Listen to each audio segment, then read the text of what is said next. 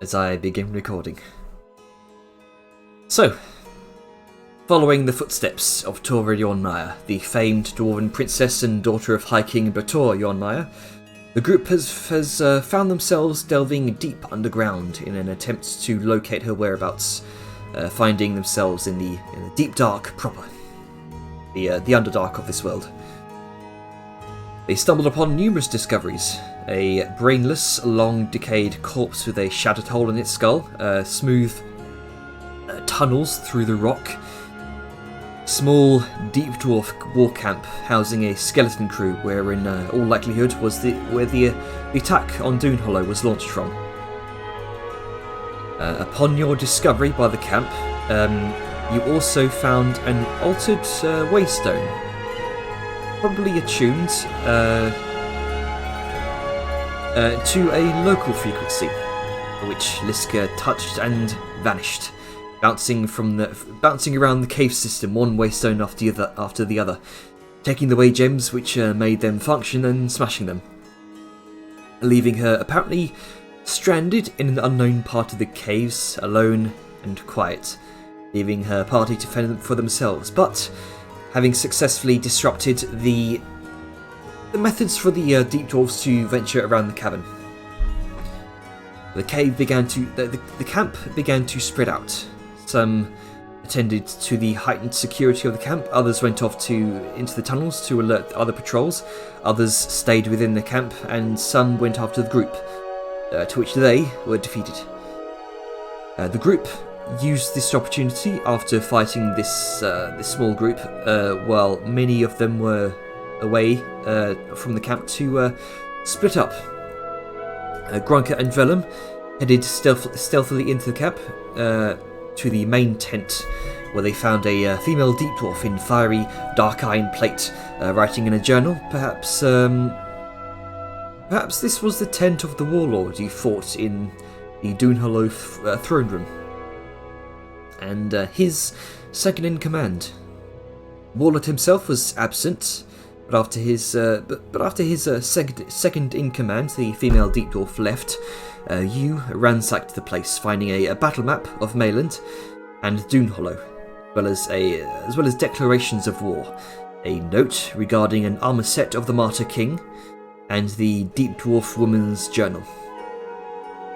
Scurried back out and reconvened with your friends just in time to see a large squadron of deep dwarves collected from those that had left the camp reconvene and bark orders to watch the entry tunnels to the cave systems where you came in from, effectively blocking your exit.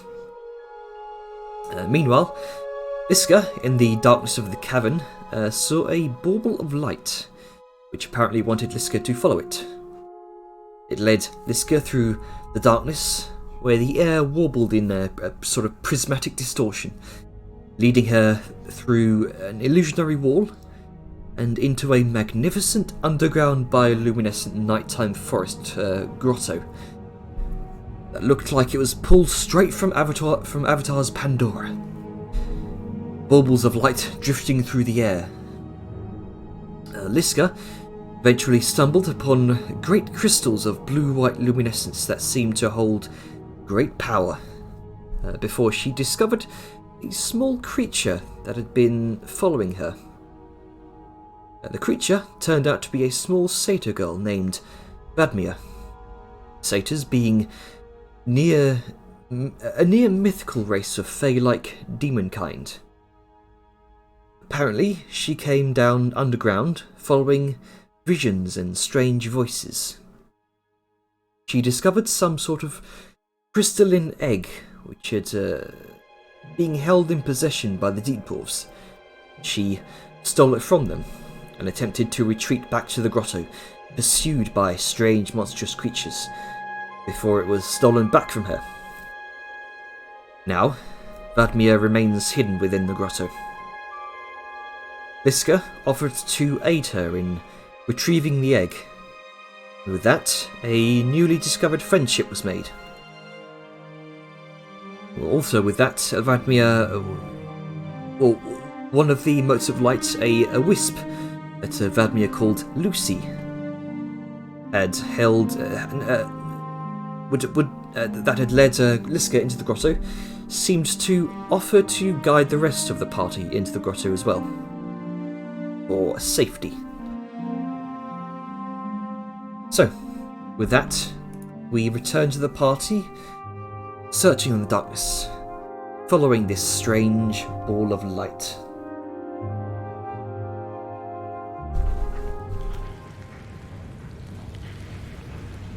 Very much an owie. Let's bring you back over. Oh, right then, we're on the right hand side. Scrolling my ass over there, just a second. There we are. Darkness. I just have to wait for the map to load it. Because it is a chunky map.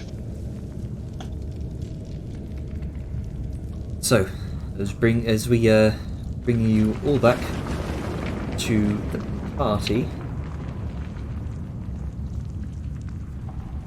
what exactly would you like to do? I think we're just following this light for now because I believe Aja was quite enamored with it. Yes. Yes. Yeah, she man. Okay then. They begin to follow the light through the cave.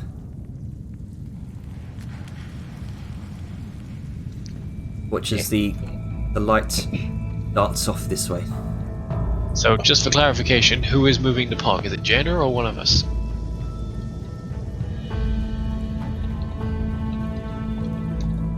Hello, is my mic working? Hello?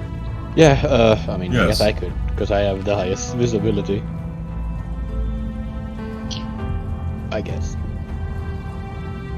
I think it's safe to say that we'll try and follow the light as best as we can. I just didn't want it to be in the case that Jenna was moving it and then we try moving it and then suddenly fucking chaos. Shoot! And then we end up in a wall. The wisp seems to move with this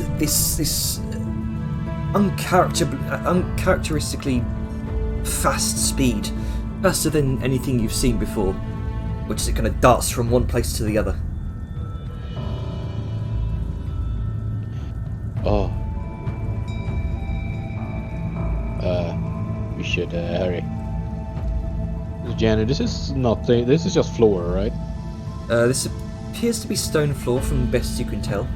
Alright, I just thought it was darker, so I was wondering if it was like a dip or something.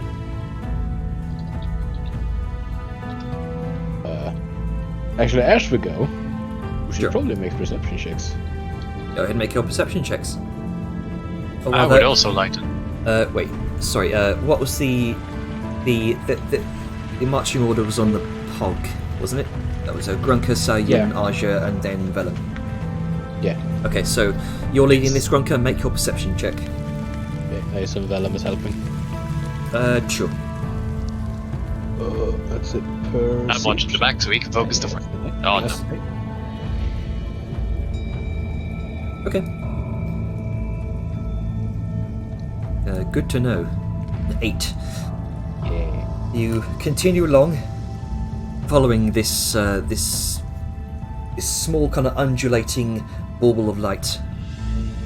You enter into another sort of cavernous area. This area seems as though it's almost covered in these small these tiny kind of small polyp like fungal growths across the floor. There appears to be smaller than the sort of jelly caps that you encountered, although they seem to glow the same colour. I assume they're not carnivorous. From best you can tell, make a nature check.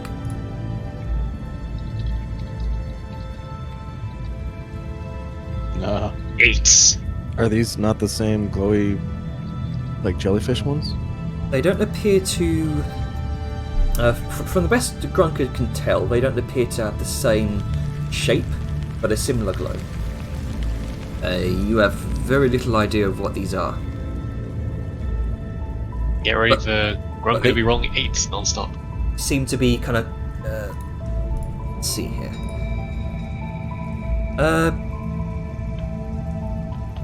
It seemed to. It's yeah. The entire. This cavern seems to bend around towards the right, and it's kind of filled with tiny phosphorescent lights that kind of speckle the floor in patches. Best you can tell, it's difficult to see what they are, but they definitely seem to be that sort of polyp fungal growths, like tiny, delicate swollen mushrooms. And they kind of cover the floor.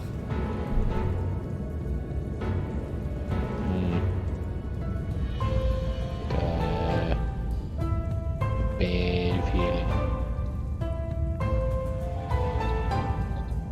Just be careful. I think. Well, move on. Alright, you just go straight across. I mean, I guess we can't really do anything else unless anyone else want to do something. Nope, for the moment we're just following this thing. I imagine Audra is not really going to let anyone stop it from following it. Vellum's probably sick of this shit enough to keep following it. Sure. Alright. You continue across the floor.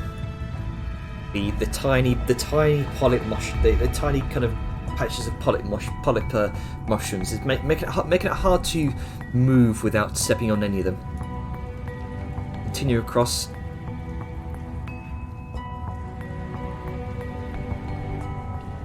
Gronka, go ahead and make a dexterity check for me. Oh no. Would I get the what was it called? The Danger Sense thing? Negative sense.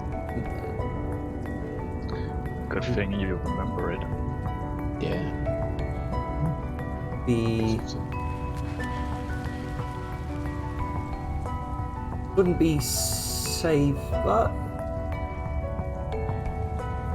technically it'll be a check to navigate difficult terrain.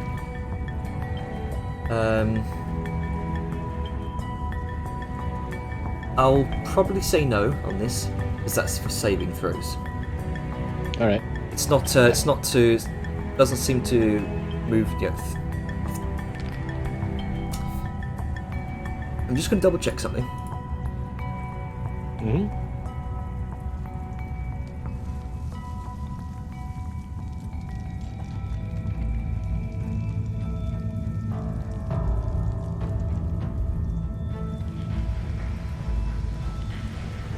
Yeah, this would be a dexterity check. All right. Go ahead and make a Would it be dexterity like check. acrobatics or anything, or just straight dex? Just straight dexterity check. Well, Oh, Double D for some All right. reason. It's Okay. 21 anyway, so. So with Grunker up in front, you're not sure what these are, but you get Get a bad feeling. a bad feeling. So you begin to sort of try to navigate your way through these close together patches of polyp-like fungal growths, and the rest of you follow behind, kind of following Grunker's footing, and you successfully navigate through the cave. great. And then Vellum gets hit with a cloaker again. Ah! It's like in Star Wars when they fly into the meteor. There we go.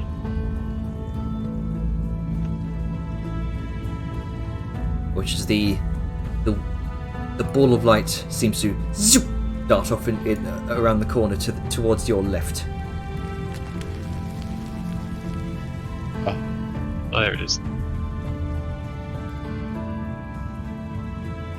Oh no, purple ones. And it's- That means they're evil mushrooms. It's here that you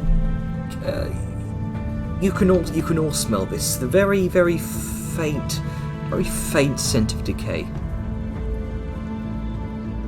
Bruh. Uh-oh. Ah, yes, the death smell. Ah, yes. Smell of Always sulfur. Ah, yes, surströmming.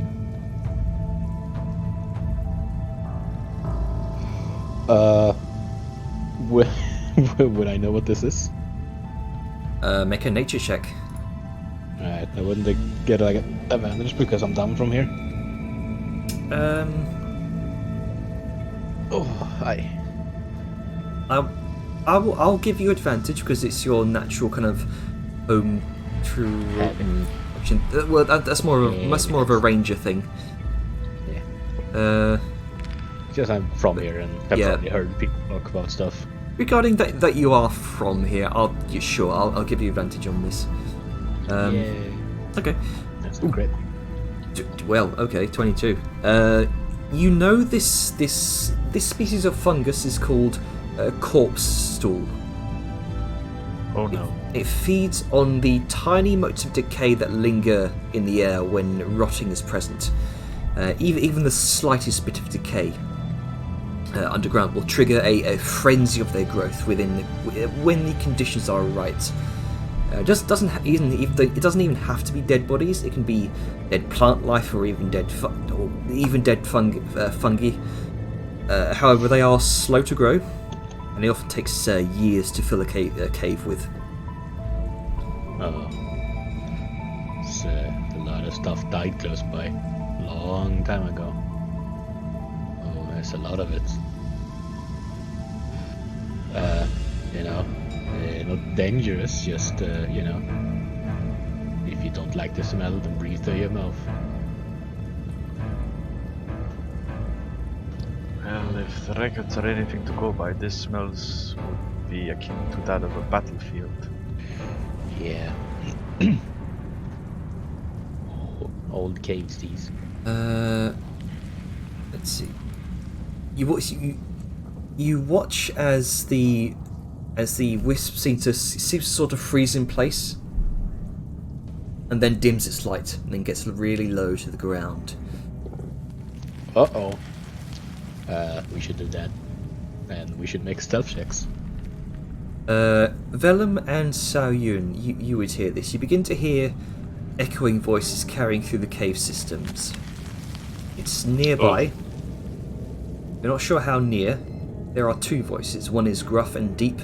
The other is raspy and high-pitched.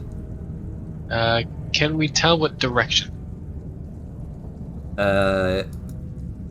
Vellum, you can make a perception check. Does Sao get to make one as well, or is it just because I'm at the back? Because you wanted to know which direction, so you get to make a perception. All right, fair enough. Just 7. Imagine that doesn't get me much. Right. There's another echo in here. Do the rest of you want to stealth? Oh, right, yes. Probably do that. Sure. I don't know what it is, but it's not gonna fucking find me. I will try and stealth since everybody else is, so I would notice that. Sure. Why do I have disadvantage? Maybe Oh, that's fuck, it. yeah. It happens. Whoops, that should be 20. But we're rolling well at least. So that's... Well, you got a nat 1 on both your guidance. Well, I mean, I don't think Yeah. you can guidance on stealth checks anyway. There you go. Yeah, I thought it had to be a relatively short-term task, not an extended. Doesn't say anything about that.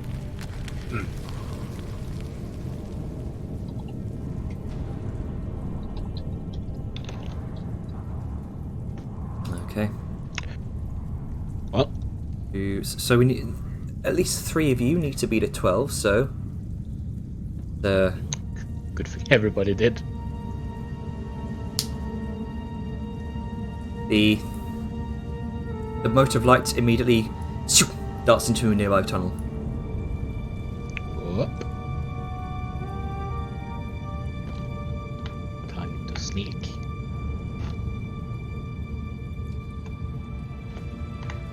Uh-oh. I see something upstairs. I see something too, and I know what it is.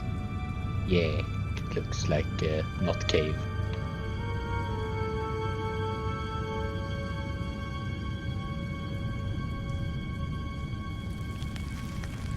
Begin to hear footsteps, and the voices, Sao Yun and Vellum, you can tell are in trade tongue.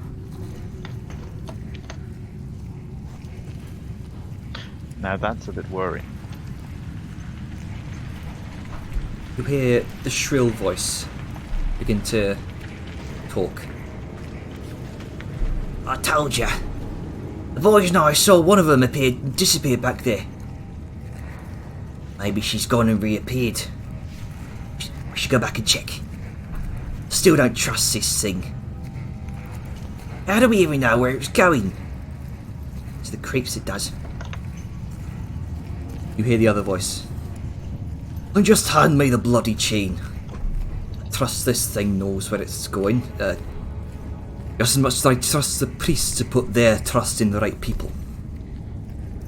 These things are like bloodhounds. If she were still back there, it'd have her scent still. We'll find her and the rest of them. Ugh. Technicals, brains on legs. We don't get paid enough for this shit. The priests will get your boss his money. And then you'll get paid. Then our people can go their separate ways. Now shut your green trap. I think this thing's picked up a scent.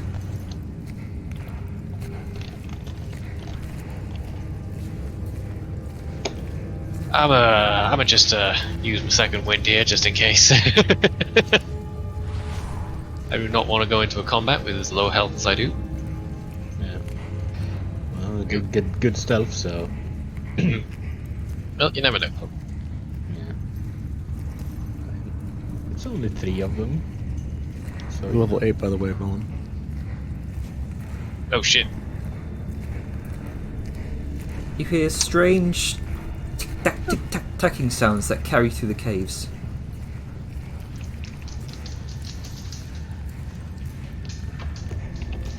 Small, shrill squeaking. Rats. Why's it gotta be more rats? Oh god. Then the rattling of a chain. Oh no, it's a big rat. Yeah, rattling.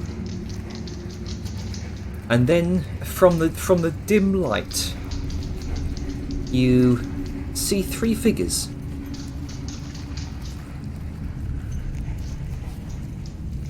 One of them is definitively a deep dwarf. The other is... it's a familiar silhouette. Similar to Gronka's.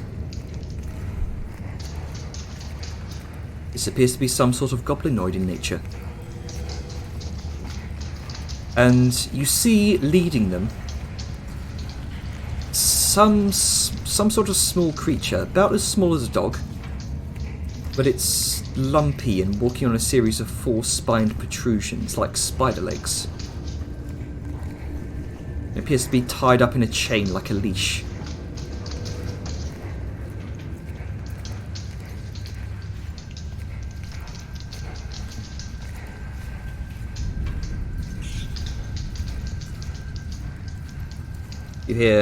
You hear one of the voices. Take your sense, boy. Over here.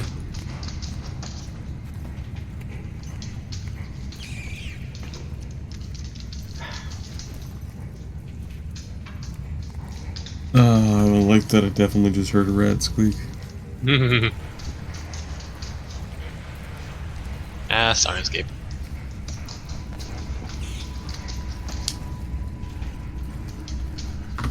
What'd you do? How long is this tunnel behind this, like where the wisp is? Oh, it goes all the way down. From what you can tell, about 80 feet. About 80 to 100 feet as you make your way down there. From your current position to where you can see the figures, about 60 feet. Well, they haven't noticed us, but I don't want to give them a chance to, so maybe we should scoot down the tunnel a bit more. He's gonna touch his earring, and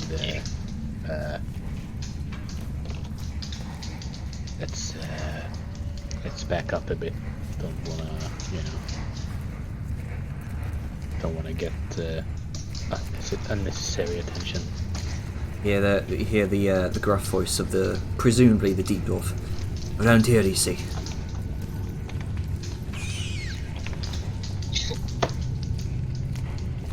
Yeah, I guess Val will look near it. Yeah, let's scoot back. Give a gesture. Yeah. So we. Aja, I guess, because he's the only one not in the loop. Yeah. But also, Gabo, your mic is quite quiet, even though I have you at 200%. Maybe I I should don't know if just it's just speak it's just louder. me or anyone else, Yeah. but I think I'm just a bit,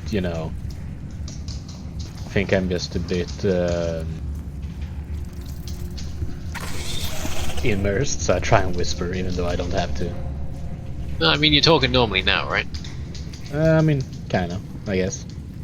Yeah, you're still quite quiet for me to be at 200%. So Oh, that's kind of weird. yeah, figured I'd flag it up just in case. But yeah, Oh, The creature on the chain seems to be wandering around the entrance to this cave now. You can get a better look at it. It's almost looks like I some would sort like of, to make a perception check to Sure. see what it is. Go ahead and make a perception check. 15. It's lumpy. It's almost looks like a head crab from Half-Life. Through the dim light, difficult to make out, but it's nothing you've seen before.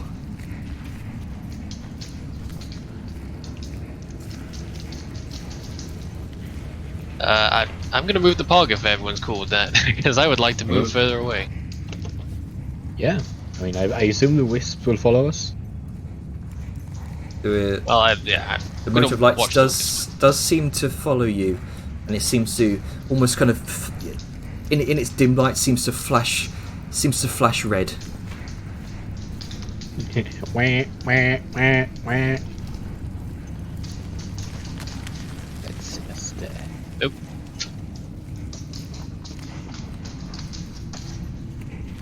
The tick tack of these tiny legs, these kind of tiny skittering legs. The sound of that fades behind you.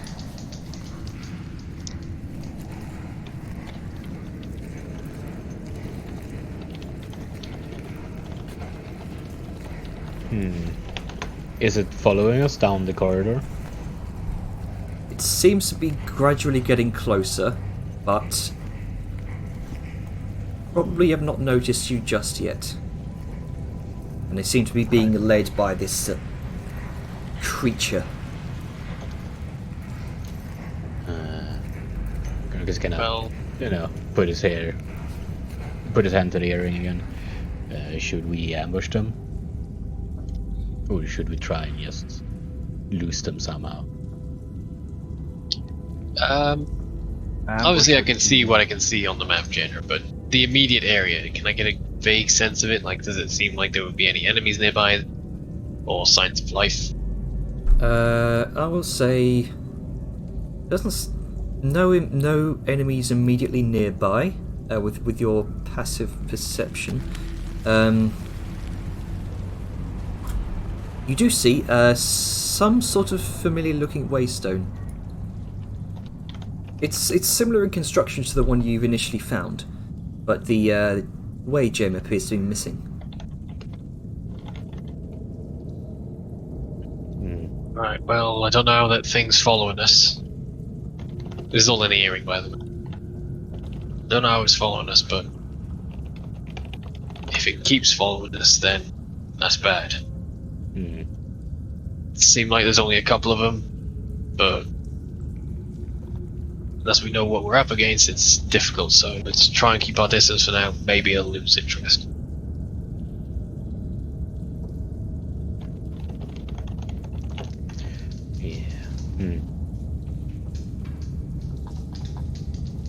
What's the wisp doing? Does it seem like it's just... Because I'm trying to think of... Because it's been leading us so far, but then it's stopped. It seems to just be just have been waiting on you to finish your discussion. If it wants to lead us anywhere, then it can go right the fuck ahead. Unless anyone else had anything they wanted. You watch the wisp itself appears to kind of flash a rapid green before shoo, zooming over towards the towards the end of the cave here. Guess we'll rush over there if. Yeah, let's go. Yeah. Yeah, let's follow it. Sao will just motion for everybody to follow it because it knows this place better than we do by most chances. Yeah. Just as a course for the future, so we're not. Cat? Sorry, Atlas, what was that? What do I roll to feed the cat? Oh, right, That cat's back. fucking animal handling. No, it's the wisp, remember? You did an animal handling check with disadvantage. But yeah, I think we can say, unless something unique happens, we're probably going to just keep following the wisp. All right. Just so there's no continuous checking back. Are we following the wisp? Yes, we're following the wisp. Okay.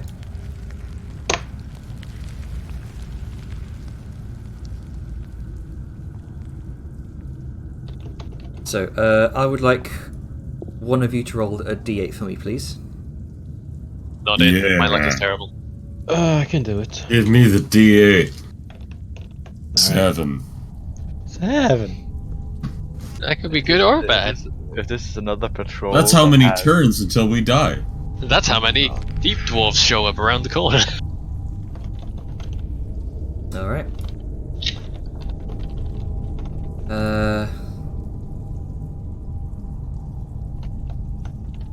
All right. So you begin to hear some more footsteps, a lot more footsteps this time. Oh no. From what you can tell, it appears to be coming from this direction, Velum and Soyun. Come again? This direction. Appears to be coming from this direction. Alright. The wisp going that way? From what you can tell, the wisp kind of initially seems to go that way, but then stops and lowers its illumination, gets low to the ground, and begins to head back this way. Right. I'm gonna pop myself over here so we can hide within sight of the wisp, so if it darts off again, we know where it's going. But it's clear that there's something over there in large numbers, right? Yeah, I can Many see it. footsteps. Oh, I too can see it now. I'm just gonna give a non-verbal gesture for everyone to sort of stay quiet. Yeah, Gurkha's gonna point to our east. West. And towards the little... No, to the east, and then point at the little cave. Oh, You can see, Oh. you can see the silhouette of many goblinoid figures illuminated by a torchlight. And at that, the wisp darts off this way, What? and then darts around the corner. Oh.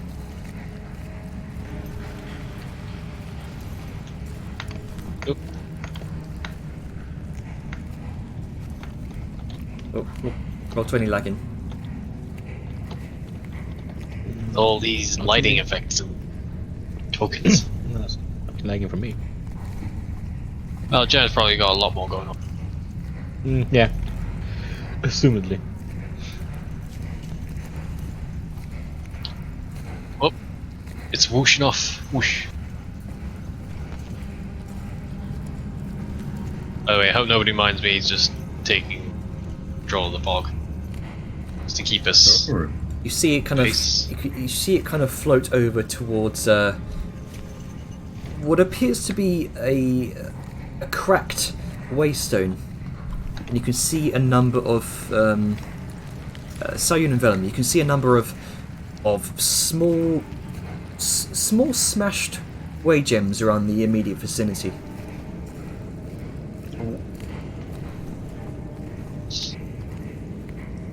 Right. I've seen a lot of these now. Do I see marks in the ground for Liska's fucking... Would she have a mall? Make a perception check.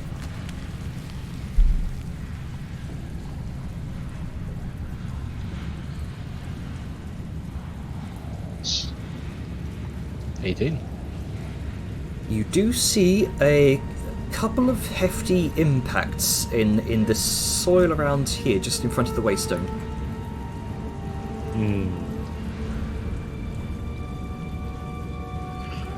Yeah, I think this could be a big lady.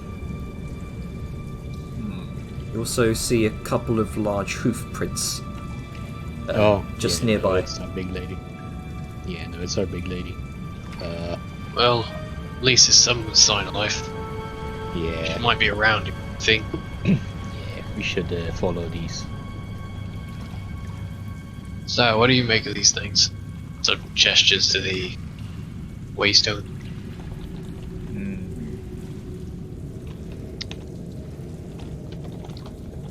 Likely it's Liska after she did her little disappearing trick. Since I doubt anything else this far below has hooves.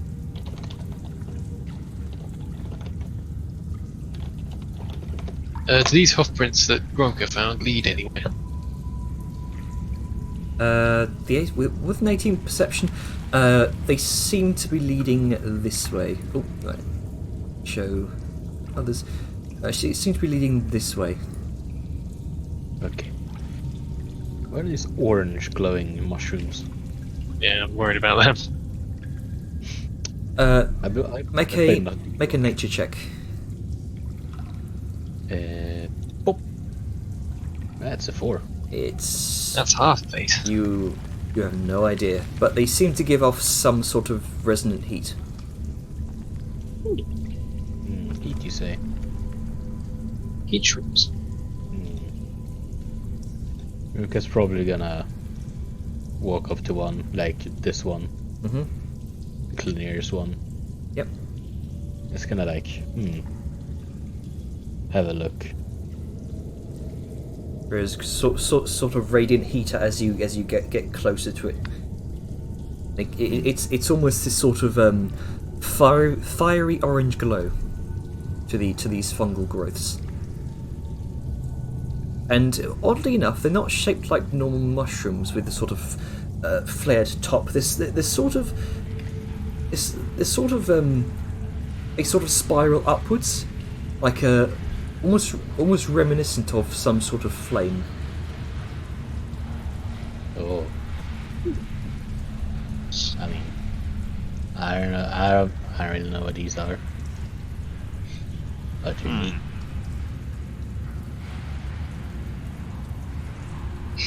If Gronka reach out and like, it's not gonna like pick it, but it's just gonna like slowly like hover his hand over it. Like, is it burning hot or is it just like a radiator warm? It's definitely radiator warm.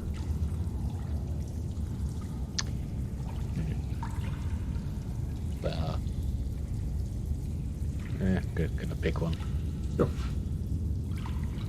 Go ahead and add glowing orange mushroom or glowing orange fungi. Yeah. Yeah, it's a fungi. Sao will pick up the broken way gem pieces. Just for safety's sake.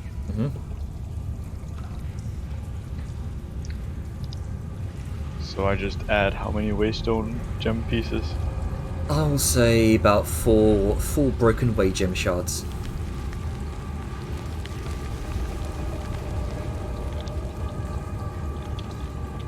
Okay. What's the behavior of the wisp like? The wisp seems. Because obviously we've got a trail here. We could follow it, but I want to see what it's doing. The wisp seems to be sort of hovering around the waystone curiously, then down towards the tracks Gronka pointed out. Well, And it begins to don't know why it's leading us here, but it's. begins to follow the tracks.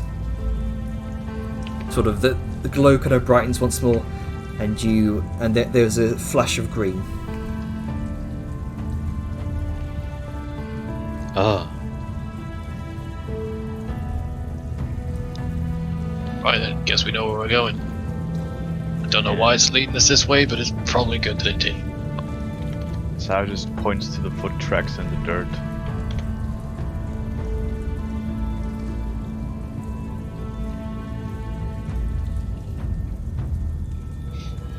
And I think it's trying to tell us something with the gesture to the tracks. Yeah. Let's just hope it's got good intentions. Because I am very much done with this place. you see as the air begins to sort of distort the further into this tunnel you follow the wisp. It's a strange sight, as if sort of land formations have been overlaid on one another. It's a familiar phenomenon that you've seen before, Sao, Vellum and Grunker. Though the dead forest near the tomb of the shamed king had flecks of blackened energy in the air, not flowing distortions of multicolored prismatic light like here.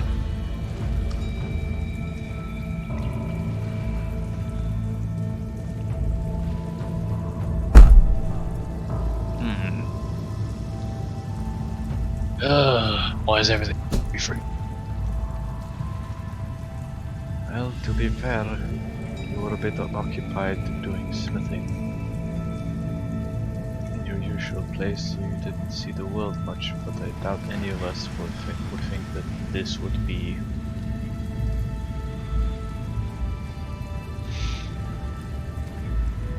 Yeah, but we seem to run into this shit a lot. Is it just that?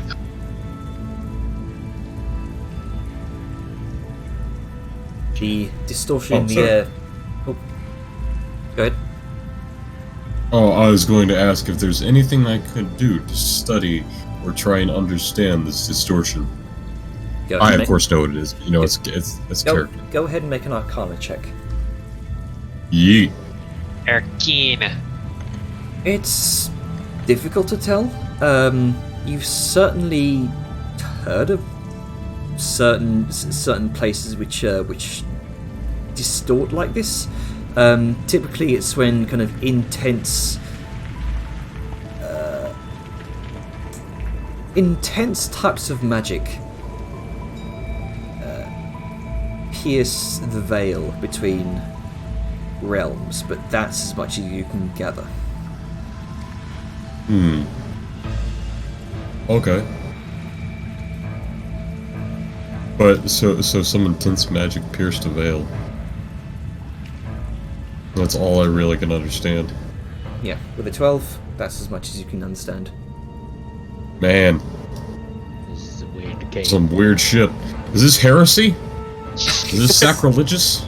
Everything It's certainly weird. I Alright, was wondering. if it's not heresy, then I'm curious. I was wondering when that old religious overtone was going to come through. Is it heresy? I gotta be sure. I mean, you don't just inquisit without a proper cause. Yeah, well, A lot of you. exactly. And on top of that, you know, not only do you need proper cause, you need to, stop and ask the important questions. You know, you can't just smite everything. You might smite You the also wrong got to thing. book ahead of time, make sure they're in there. Yeah. If you want a book, buddy, I mean, I got a Bible that can just, book. The I am, of course, making Spanish Inquisition jokes, just as a. Well, I'm out of beer. Oh, I thought that was a groan at the jokes. Okay, I'm fine. I'm It safe. was that as well. Oh, yeah. No, the dad jokes haven't even begun. That said, I will relay this information to the party. This is some weird magical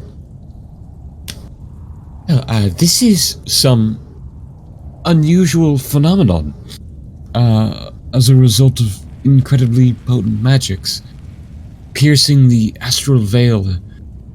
It's not inherently dangerous, but it could lead to uncertain situations, so head on a swivel, all that.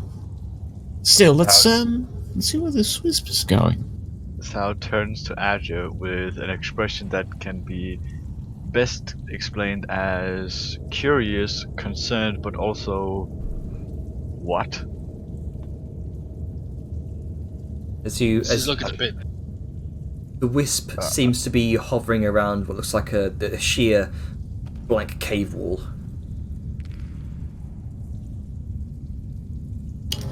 Ah, yes. Just a cave wall. I will inspect the cave wall for some sort of hidden message or fucking something that this thing wants me to investigate this cave wall for. I don't fucking know. Sure, make an investigation check. Going to inquisit this wall. Yes, Are you sure it's this wall? Really? It's not a glowing mushroom. The wall? Can we still see Liska's hoofprints? Is that Azure in character talking to himself? No, he's talking to the wisp. Oh, okay. It's like, Wait, really? what? The wall? You want me to... But it's just... And that's a good question, as Grunka said. I'll pop down this investigation, but...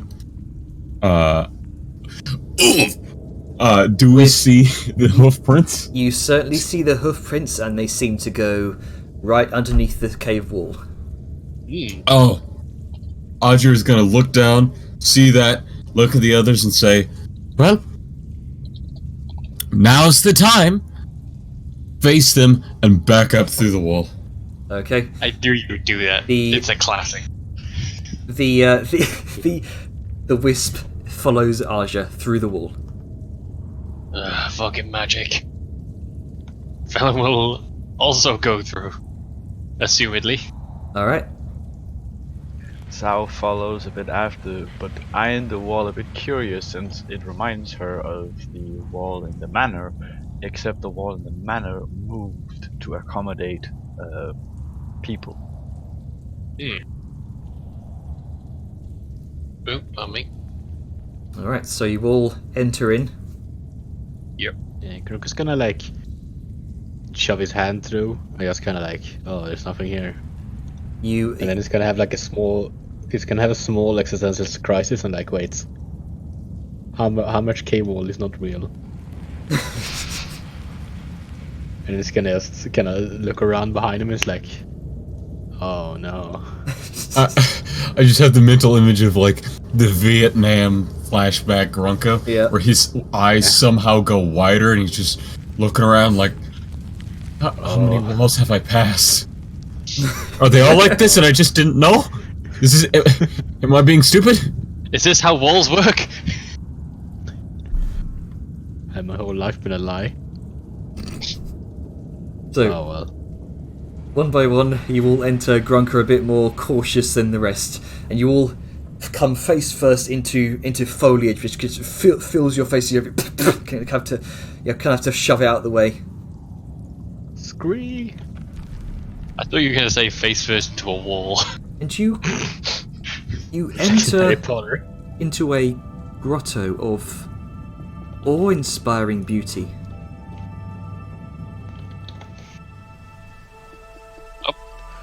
Uh-oh. Jesus fucking Christ, Jenna with the maps. Oh, Really? God. A miniature forest bathed in perpetual night. Above you, living baubles of light, clouds of wisps dance together in a long trail, illuminating the cave and this magical subterranean forest in a bright light. Everything looks like a dreamscape, found only in the most lucid of dreams. Through the dense, bioluminescent forest, you can see a river of crystal clear, fresh water that separates the forest into three parts. This is a sight only two of you have seen once before, Grunker and Villain. After Yeah, I was having about to ask. been banished by the Arcanoloth beneath Cliffspire. Oh no. I know this place. This is getting freaky. I don't like this. And my Yeah, is gonna think about the little tiny. Is something the matter? It's beautiful here. Greg's gonna think about the tiny little balls of light that he followed, and then they're gonna look at the wisp and be like, "Oh no!" So, you It's remember It's back in happening. Cliffspire? Sorry, Gabbo, I keep talking over you because I can't hear I can't hear you It's too well, and it's happening only me, again. and I hate that. It's happening again. Oh no! Yeah, this is where we disappeared to. Something like this. Oh god, we're in the void. Much better. Ah! Well, except as far as I recall, you two vanished into a different plane. But this is here. Yeah, it looked exactly like us. So Yeah. Except, you know, Greg gonna point up it at a presumable rock ceiling. There is indeed a rock ceiling, but strangely enough, almost like the sort of grand hall in Hogwarts. There's a sort of merging of cave ceiling and night sky. At least something's normal. Anyway. so what the fuck is going? Yeah.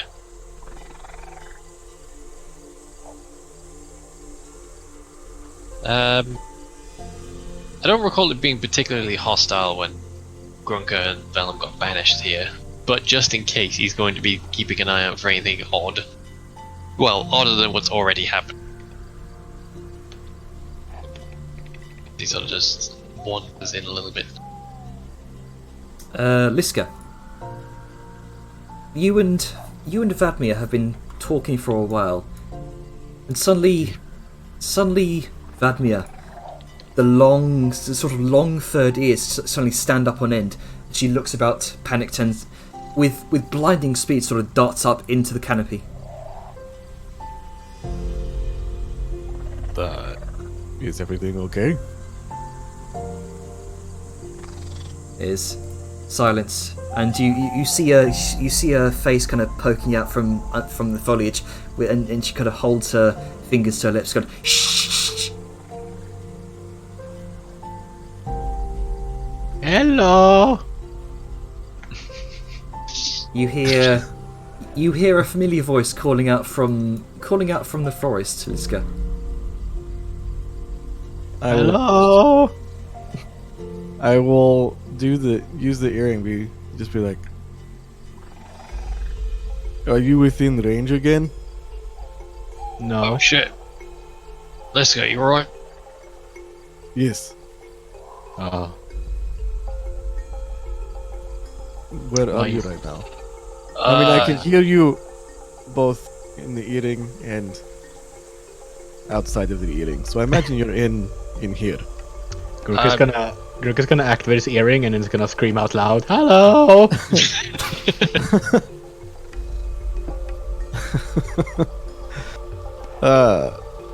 Oh, That's hilarious. Yes. She's gonna just respond with her voice. Yes, I am here. Over here. Hello. alright. Just gonna look to everyone behind. Just, I guess, gesture in the direction we hear the voice from, so. Oh wow, looks like we found her. Yeah. But where is here? And just gestures to the old, foliage. Look, it's not trying to kill us right now, so I will settle for that. All this, I love the fucking lighting, but goddamn, it's making it hard to find things. That's the point. I know. I really like this music, by the way. Can we appreciate the music selection? Oh yeah, I've had it turned up. Bongo drums. I'm resisting the urge to turn it up to full because I actually want to be able to hear people. In the jungle. Find you eventually, Avon. Don't worry. No problem. Oh, I see a big thing. Yeah. Oh, I could see it from the start, so I Yep. know where it is. It's a tree. It's a tree. Thickness acquired. Can that be canon? Just Grunka bumping in the trees. Yeah. Well, it's pretty bright. fucking bright here. Yeah, he's not happy. It's too bright. It's just like a rave party. Hate this. I don't Ugh. like it. Oh man, Oh no. there's a fucking river that goes through. Oh, it's a waterfall. Yeah. You see Liska at the other side of this clear stream, and Grunka just jumps. Grunka just jumps straight into the clear water and swims downstream. No, he doesn't. Bumps He into wa- a tree, He walks slips down casually. the. Liz is gonna like reach No, out. he walks casually on it because he have the ring still. Oh yeah, Oh, yeah. that's true. Yeah. So he slides down the Fucking waterfall. Messiah. Walking around just. Hey, This dude What even? I guess the real broke question out is, the waterfall does wheelies.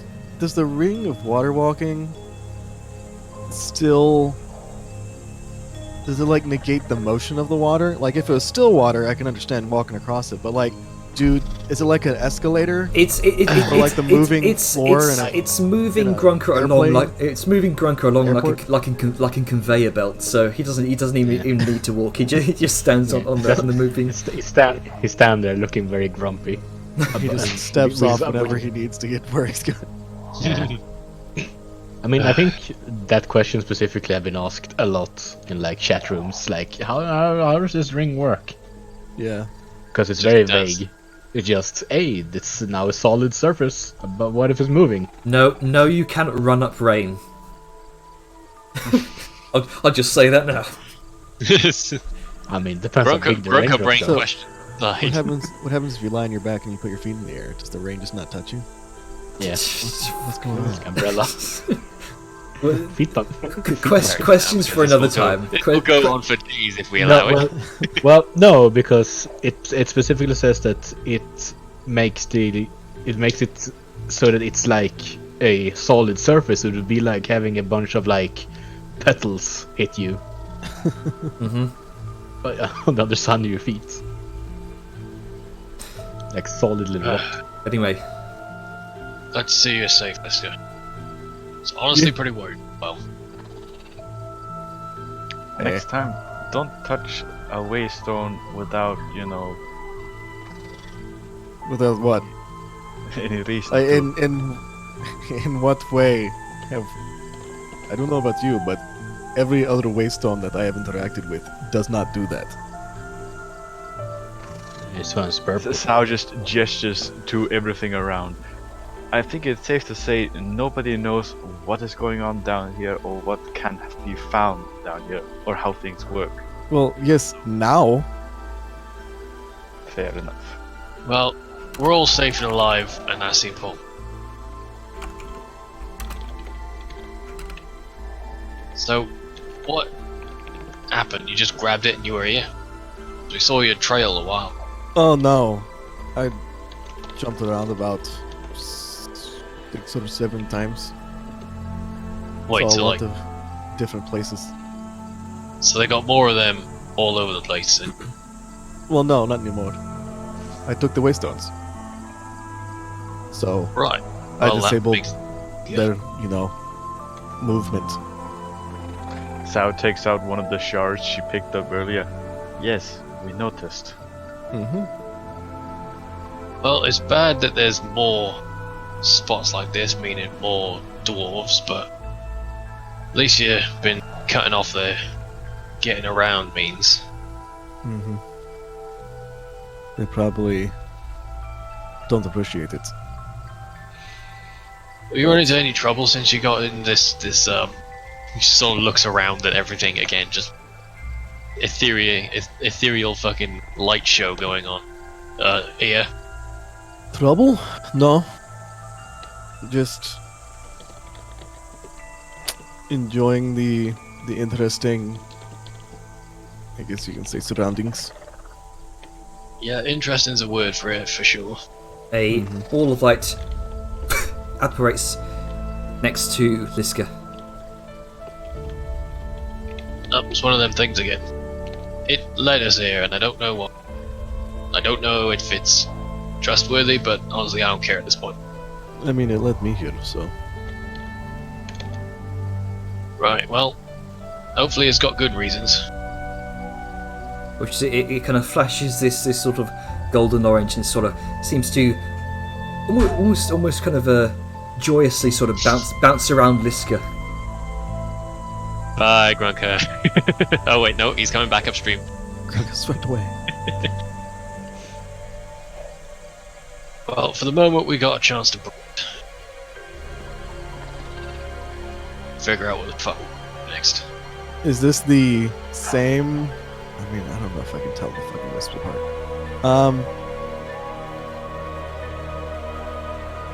Yeah, Liska's gonna just kind of like follow it with her eyes. So what's happened to all of you? I see Vellum's injured.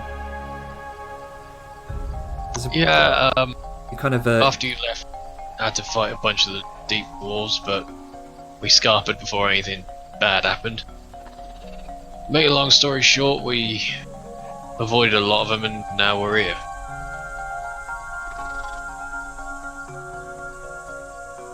Yeah, we got some things from the camp.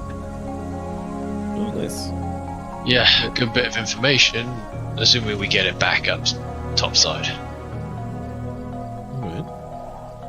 The ball of light appears to be kind of zooming to each one of you, sort of orbiting around you, kind of curiously.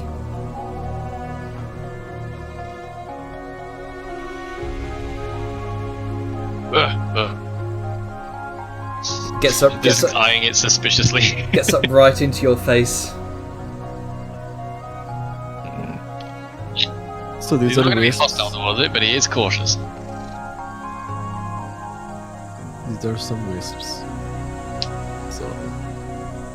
Curious creatures.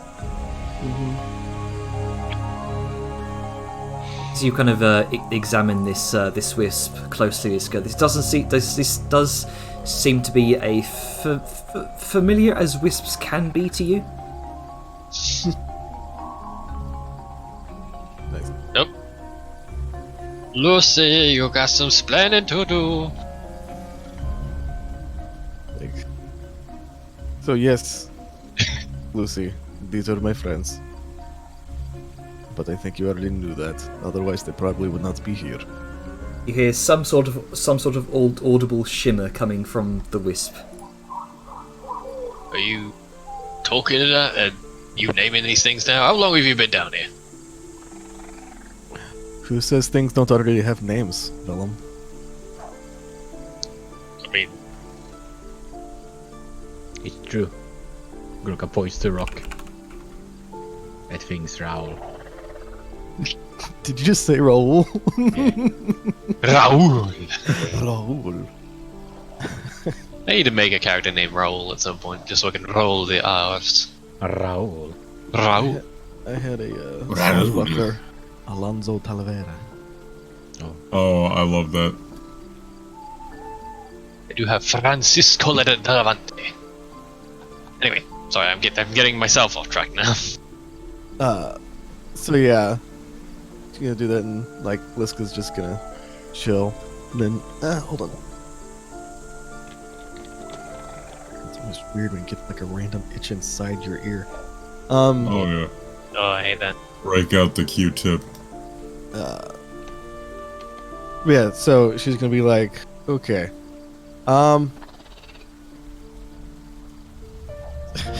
it's gonna be slightly obvious to other people, but not the party, when Liska's just like, yes, everything is safe now that my friends are here. And she just kind of like looking around. Sal just looks to Liska with a raised brow. Are you sure you're okay? I think she's gone a bit crazy down here. It I mean, happens. if you had seen some of the things I've seen. Oh, we've seen some shit, so don't exactly blame you. I'll wait for Jenner to finish typing. You get a tap, tap, tap, tap, tap.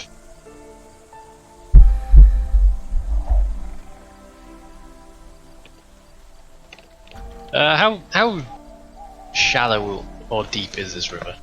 It will come to about about thigh deep to you, Willem. It's more of a easy enough. yeah, more of a stream than a river. Look, I'm paranoid about water. Okay, it's not been my friend. Thigh deep, that will sweep you away. That is terrifying. That will kill you. 6 inches of water to knock you off your feet. Thigh deep. The current That moves cars. the current doesn't seem too fast. All right. I was basically gonna wade through the stream and then just leaning it like back against the tree, gonna plop himself down.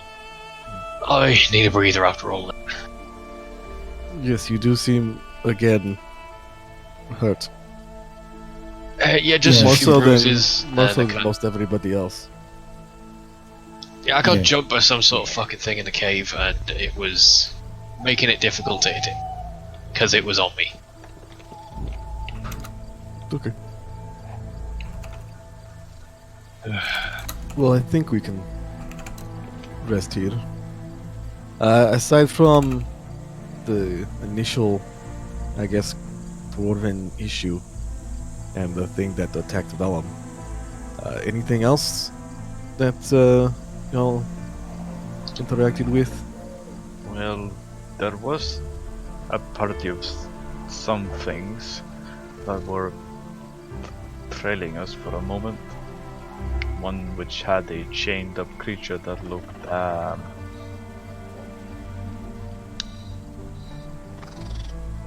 imagine a rat, but bigger, hairless, and not quite looking like A rat. a rat. That is an odd frame of reference that you started using and then stopped using. I I'm not sure am it's your saying it- helpful. I am saying it that way because I honestly do not know how to describe it in any other way. It was It's like a weird brain. also, who is your friend? Yeah, Sal wasn't gonna points say to the anything, canopies above. yeah, wasn't gonna say anything, but I saw someone just now. I have no idea what you are saying. Do I even need to insight that? No. I know. I mean, you could. Hold on, let me see if Liska could lie. Is she really just a genius liar? Nope. Nope. What do they call idiot savants? Look, let's go. It's been a real long trip, and you know us well enough to do anything stupid, so if there's someone else here, please just tell us. Oh. She just kind of like shrugs. It's like, I have said what I have said. It is up to interested parties whether or not they wish to use that information. Alright, well, You hear whoever they are, they can do what they want, as long as they don't try anything at nasty, then I'll that fucking you care. at that you hear, and there's a cloud of bluish black smoke that apparates behind Liska. Yeah. Groko was probably taking some water, he's like up. Nightcrawler. It will be a little bit like a slight reactive jolt, but not really any movement besides that. So, wait. Is it clear I can see them, or are they like fully behind Liska? With your passive perception, you can definitely see some sort of very small figure hiding behind Liska's leg. Like, just for the sake of reference, height-wise? Because obviously, About 4 children of feet. certain races are very different. About 4 feet. Alright, so smaller than us. So she comes up to about my mid thigh. Is that what I think it is? Still bigger than me. I have no idea what that is. But it looks slightly demonic. With the then she motions with her hands above her head as if horns. I'm just gonna look at Liska. I'm gonna look at her hair. I'm gonna look at that thing's hair. Congratulations. Thank you. I haven't found like it is actually very rare to see one of these. This is Vladimir. Vladimire's gonna stand back up from resting and not with any sudden movements or anything. Move a bit closer to where Liska is and by proxy Vladimir. And he's gonna take it like kneel on one knee, sort of to similar height. What's the kid doing down here? You see this large kind of blue eyes peeking out from behind Liska's leg. You see then the long furry tail, the purple fur, which is speckled with stardust. Oh god, I'm lagging. Yes, we know she's adorable. Oh no, she got glow bugs all over her. Give me a second, my everything is glitching out. Okay. So, that was it. Vladimir? His tone is a bit soft, and he's going to try and switch to demonic to maybe try and put at ease. I'm Vellum. And he will put a hand out in a very slow manner to try and seem as non-threatening as possible. Make a persuasion check. Sure. Can I aid by like giving Vladimir just like a nod? Sure. Hooray! Also, as great as this landscape is, it is chugging my browser. 25. Shit. Okay. She Elgin Courtier, motherfucker! she reaches out a tiny hand and kind of shakes your index finger. You'll try and give her a reassuring smile. We're friends of Liska, as you know. What are you doing down here?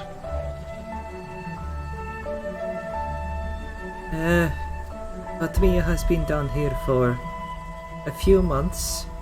He's looking for an egg.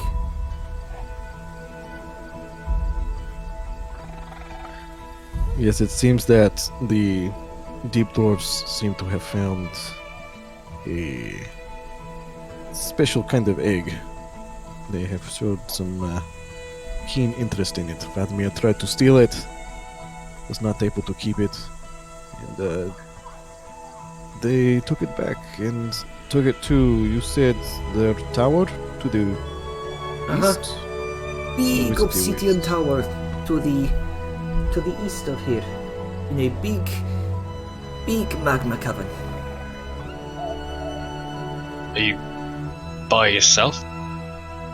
She nods.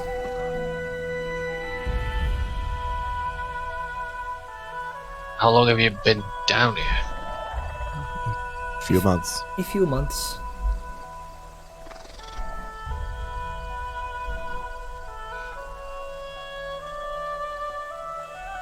I see. Well, he's gonna stand back up and sort of gesture for people to introduce themselves when they so.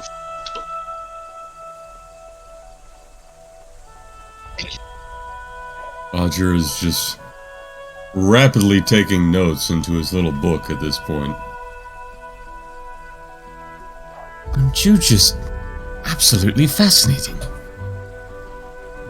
At the sight of this sort of a masked figure, Vladimir sort of hides further behind Liska's leg. I know he looks a little off, but he's alright for them. Oh, there's no need to be shy. You just let me... Yeah! Hop over. I thought you were turning into a monster. It's like, "Argh!" Not quite, no. He'll go around to the little girl. I'm assuming this is a girl. Yeah, Follow out. looks to be the equivalent of, say, a 12 to 13-year-old human girl. Let's not crowd the little lady, alright? I mean, we can step away from the river. There's a small little clearing over here. Yes, let's do that. That's much better. Sal sort of taps Adger on the shoulder. And then she sort of gestures to his face and outfit, and then sort of looks back to Liska and Latmia. You might want to take note the fact that you are the opposite of... And then she does a gesture from him to them.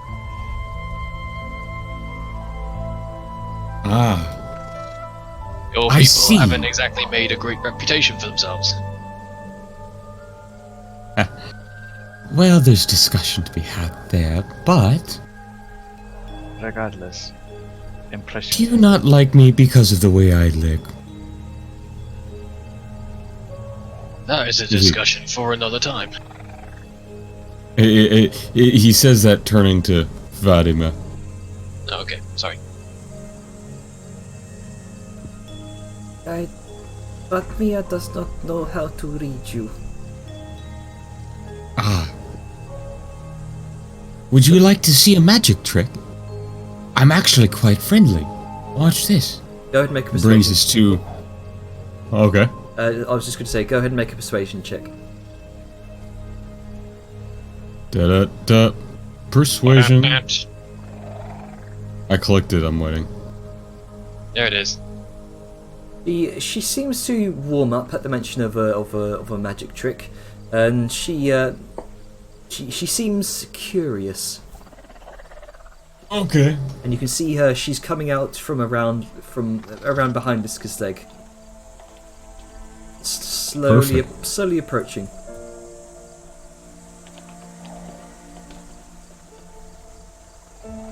Well then, I am going to reach down and I'm going to pluck one of the little flowers nearby. My Discord crashed, sorry.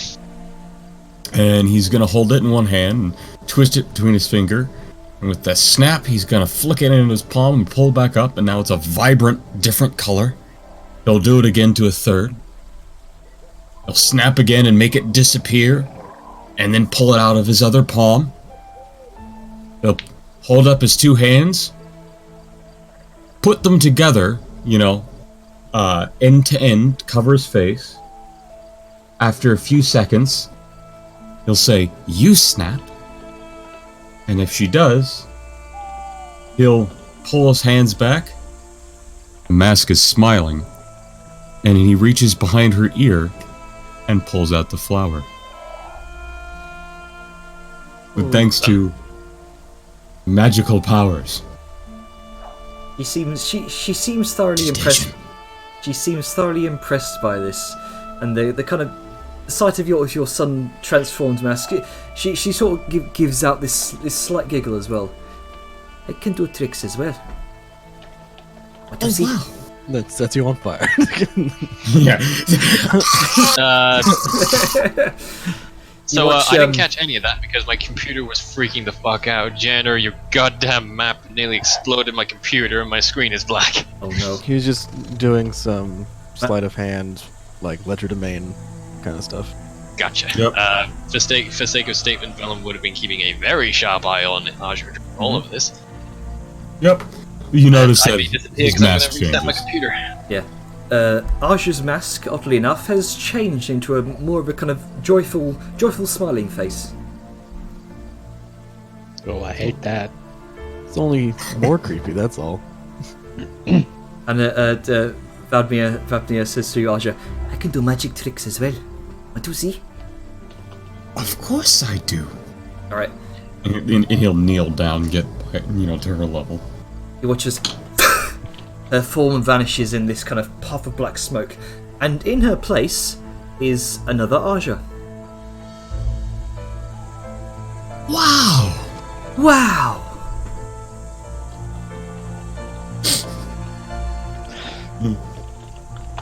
Oh no. I like your hat. I like your hat. There's an immediate turn to the rest of the party, smiling mask still on. A little nod to her and then back. Now there's two of us. Now there's two of us. Oh, neither of us blue virgins. Sal sort of steps closer and starts eyeing each of them, just like if there's anything noticeably different about them. There is. Go ahead, make a perception check.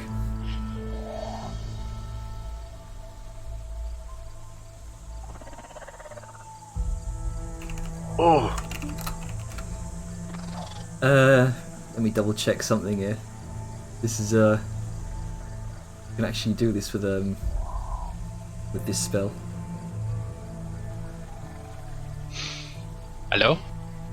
Hello. Yeah, hello. There you go. Hello. Okay, cool. Welcome back. Yeah. Loading up Roll20 and hopefully it won't break my computer. There is. You definitely see this slightest kind of starlight shimmer around the kind of outline of this other Aja's form, but it's very, very, very faint.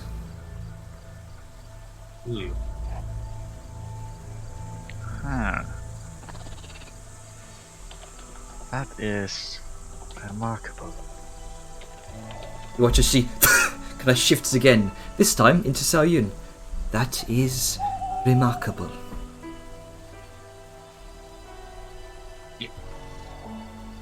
Sal sort of eyes her a bit, but this time slowly morphing into Vatmir. Because fuck you, I can alter self as well.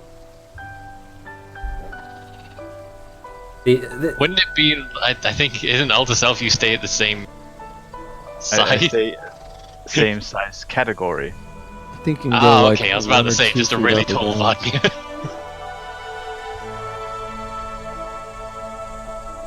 But yeah, You watch as her form kind of shifts again, this time into Vellum. Seems you got quite a few tricks. Makes sense how you managed to get by this long. I've got quite a few tricks. Sao changes back into her regular self. Ah, And Vatmir does the same. She's back to her normal satyr form. So Let's still have a sit down.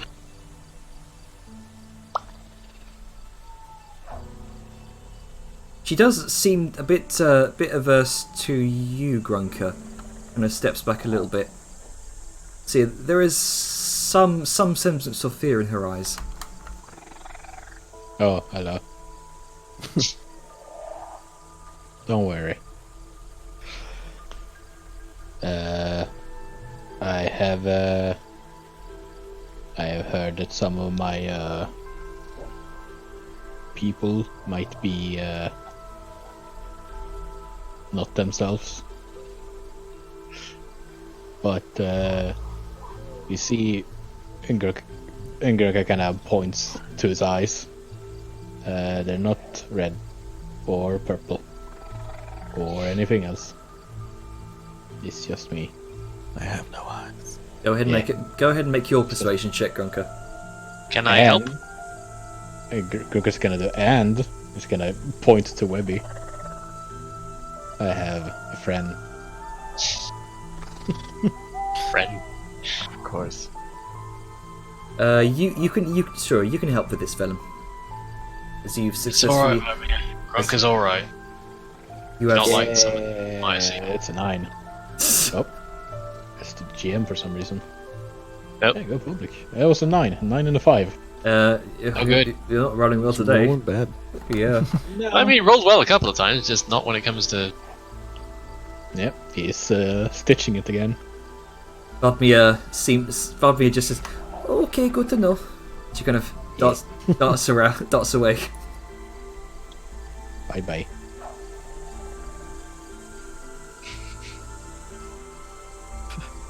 Where are you going? Kind of sits down in the brush. You hungry, Vladimir? We have plenty of food to eat around here. And she kind of gestures towards the large blue tree off towards here, and you can see that there's a number of almost plum-like purple fruit, which kind of speckles with faint starlight that seems to hang from the tree. You can also see what appears to be a large, kind of 10 by 10 foot diameter, small hut, kind of hanging from the canopy, made up of leaves and foliage, all kind of stuck together. So I see. And did you make that yourself? I also gesture to the canopy hut.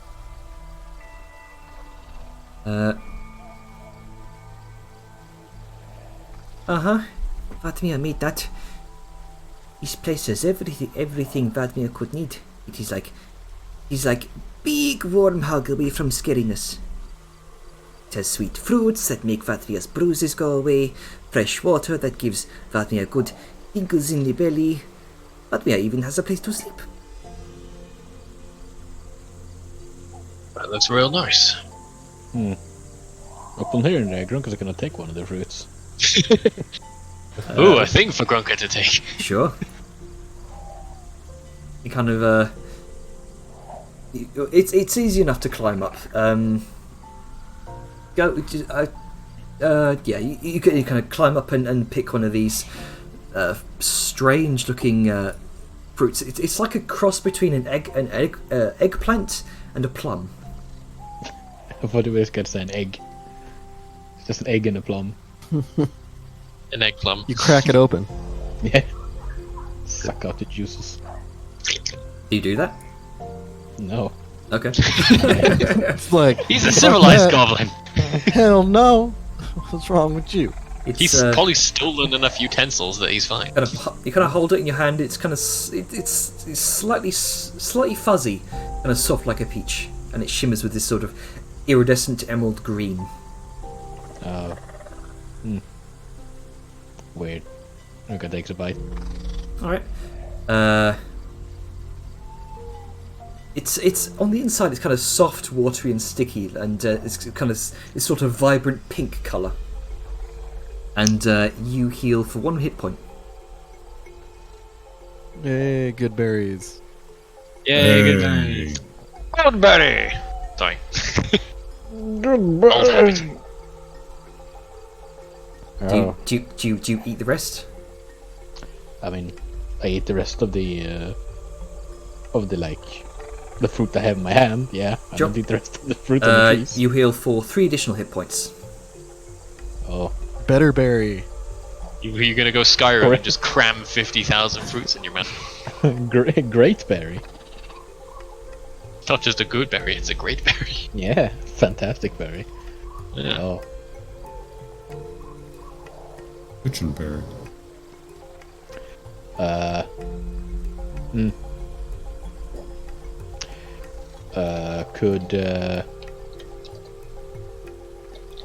Can I take a few? Go ahead and make a. This would be a survival check too. Kind of fruit picking, as it were. I mean, I'm mostly asking Vladimir for permission, since it's her home. Vladimir kind of calls out, "Go ahead." Alright, I'm just gonna take a couple. I don't know how many, like 6 maybe. Hey, go ahead and make a survival check to see how much you gather. Gotta get the right ones. Survive. Let's see. It's not advantage. It's normal. Okay. 21. All right. You gather about I'll say about 10 of these overall. Oh. But they're 21. Oh. Yeah. Also, just kind of thought about that, but you know. Yeah, 10 of them. Okay. What would I even call these? Make a nature check.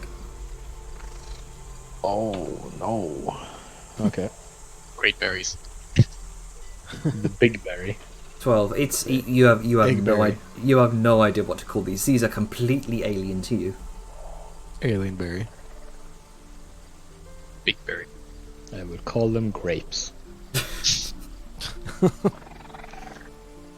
Daring today, aren't we?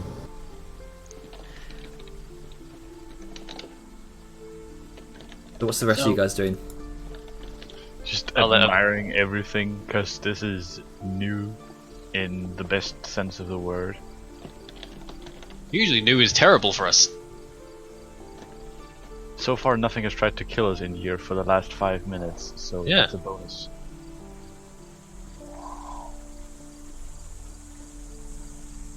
No one has anything? Venom's gonna sort of, whilst eating his journey bread, speak up.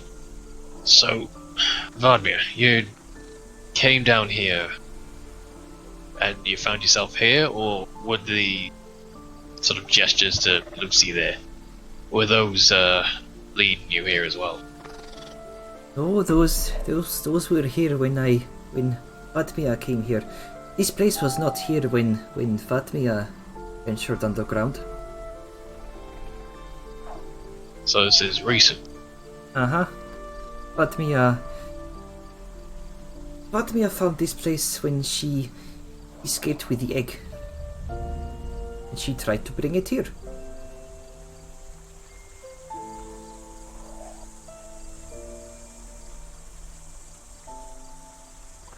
Right. What can you tell us about this egg? That sounds like it's cool. Fatmia does not know much about the egg, but it is very, very powerful. And she hears it,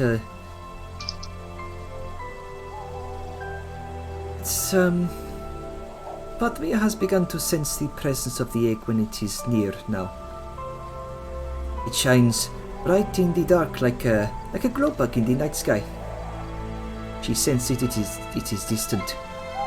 It is in the obsidian tower not far from here. That is all Fatmia knows. He has heard it calling to her, like it is in trouble. I think talk to me too.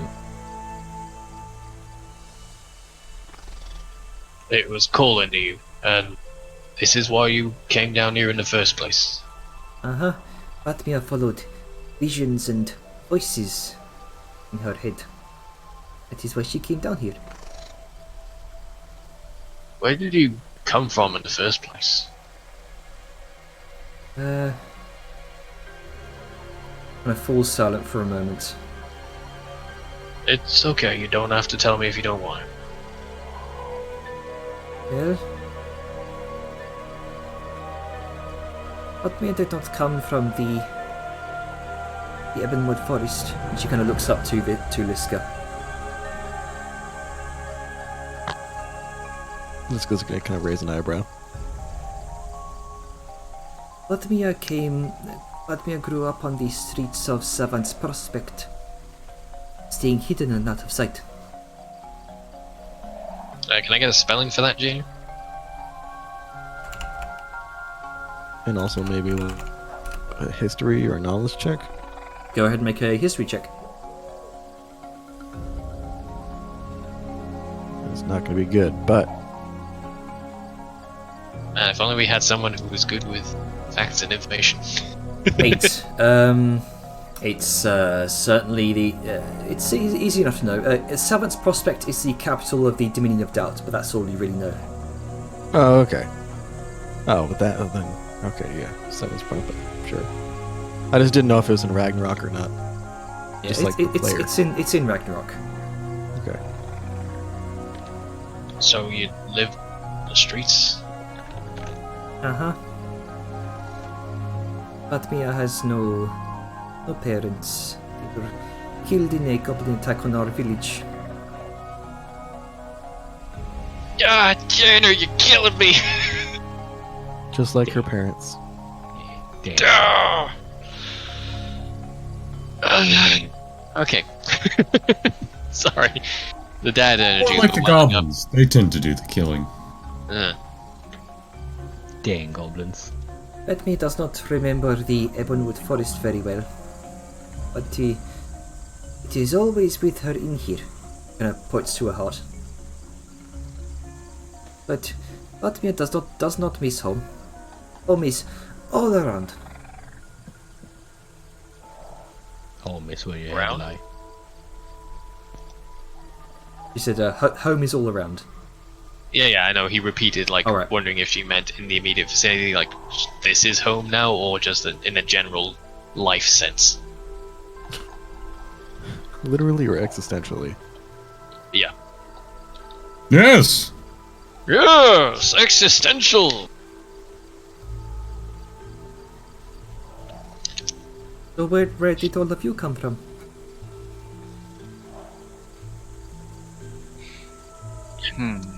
Gurkha points to the east.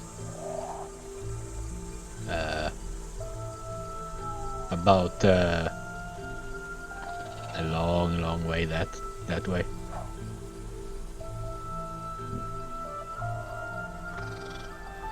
Oh, you are very far from home. Yes. It is home, but also not home. What do you mean by that? Home is all around.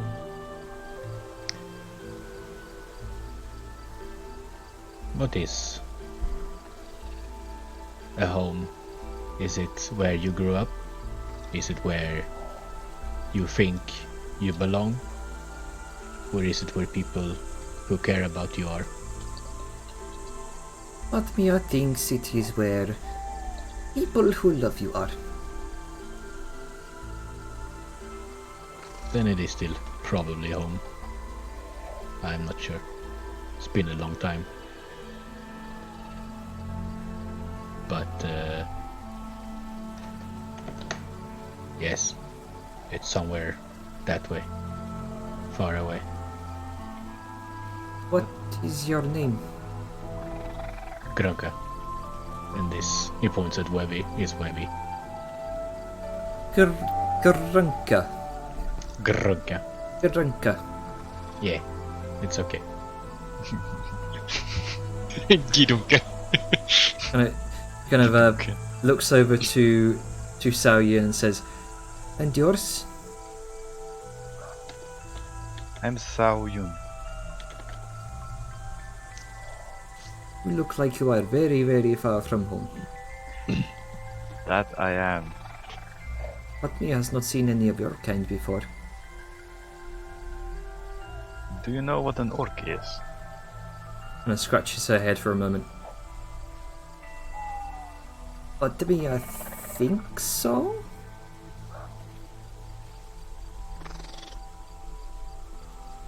Well, now you've seen one.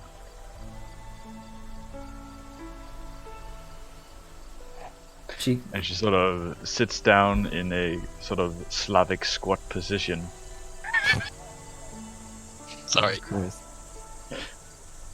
Does she have like track pants on? Ugh. Shut the fuck up. Hey, you're the one that's Slavic Yeah, squatting. you said Slavic squat. It's not a Slavic squat. Don't have a tracksuit on. Mia looks over to Aja.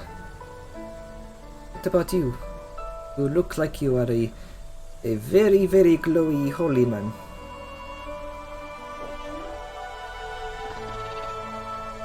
You're muted, Atlas. I know, I got up for a second. Okay. Turned to her. You know, he's just kneels down. Well, yes. Yes, I am. I am a little bit of a glowy man, you could say. I am I am a good friend. I am a healer and a guard. That's what I do. I'm from quite a far away across the ocean.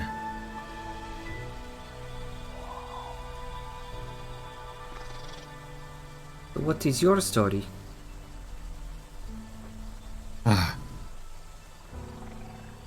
See, I have a special friend. And he wants me to make sure his other friends are okay. They're not so strong. But I am. So I go around and I make sure people aren't picking on them. And that everybody's playing fair. So That's what I do. You keep away the bullies? Yes.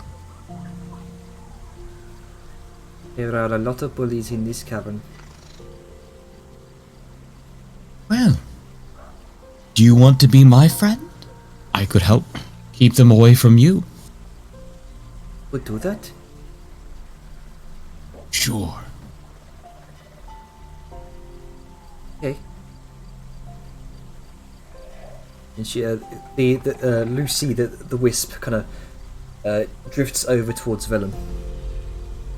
What about you?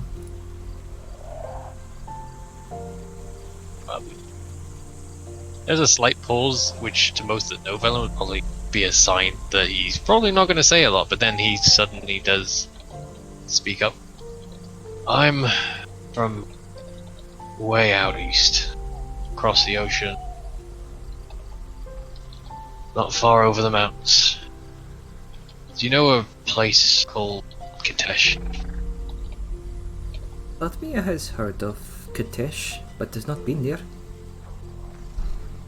Well, I'm from a little ways off from there. A nice little port town. The sun's always shining.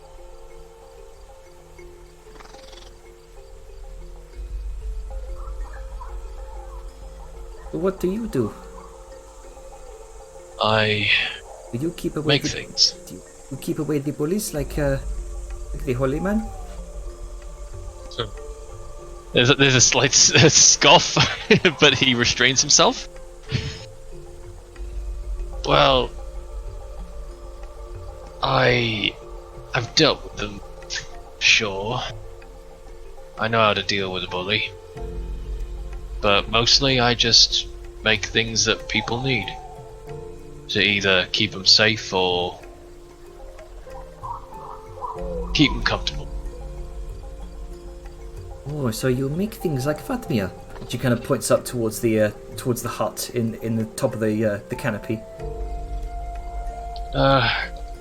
Almost. But yeah. And he sort of very carefully pulls out very slowly and carefully so as not to startle. Takes the great sword of his out and holds it like a lengthways horizontal in his hands. I make things like this and sort of pulls a bit of the cloth aside to reveal the armor. Things like this. Oh. Make very sharp stuff. I can also make tools and shoes for horses and all sorts of stuff like that. If it's metal, I can do it.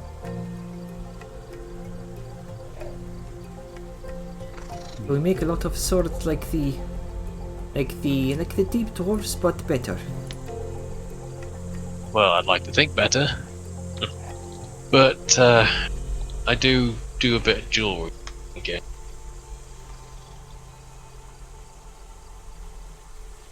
Wish I had an example, but my last work, it's not here right now. Oh.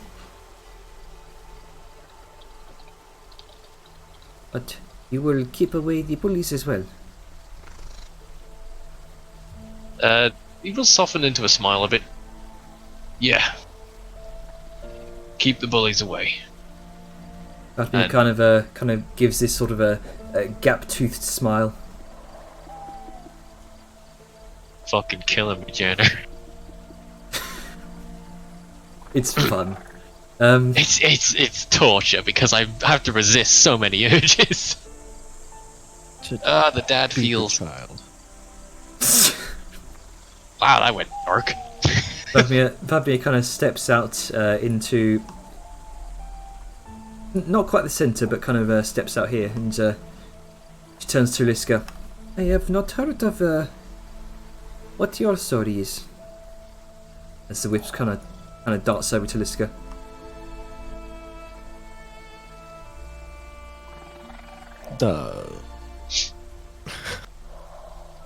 We had a long conversation about it. I came from Ragnarok, from the Meaning of Torment, where I grew up in the rank and files of the Steel Legion. I sought to do something, was not successful, so I sought to do things elsewhere, and here I am. You have very few words, but you are straightforward and easy to understand. No, I try to be. Life is too short to mince words in politics. And nods, and the wisp kind of comes over to Vladimir this time. Well, suppose it's only fair. Vladimir grew up on these streets. Did not have parents per se, but the closest thing Vladimir had to people who raised her was people who saw that Vladimir had strange powers and took her in. They trained Vladimir to use her powers, but probably they had not the best intentions. So they saw Vladimir as a tool to be used for their own ends.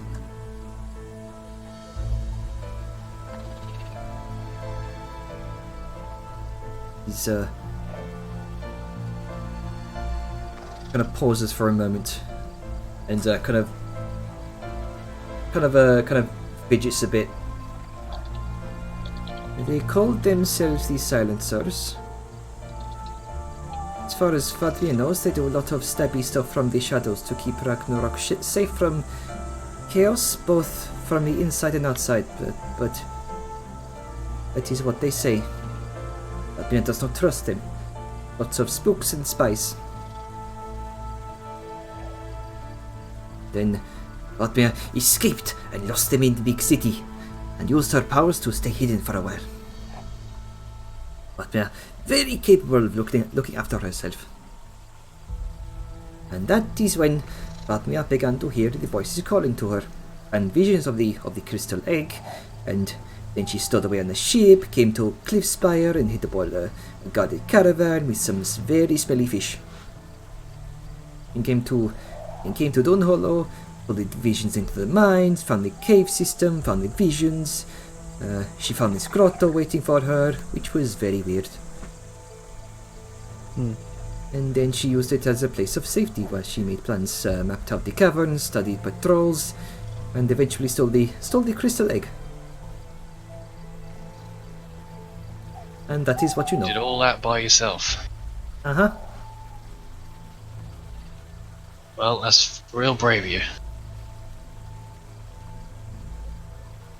She kind of gives this sort of smug grin, sort of, you know, hands behind her back, kind of rocking on her hooves.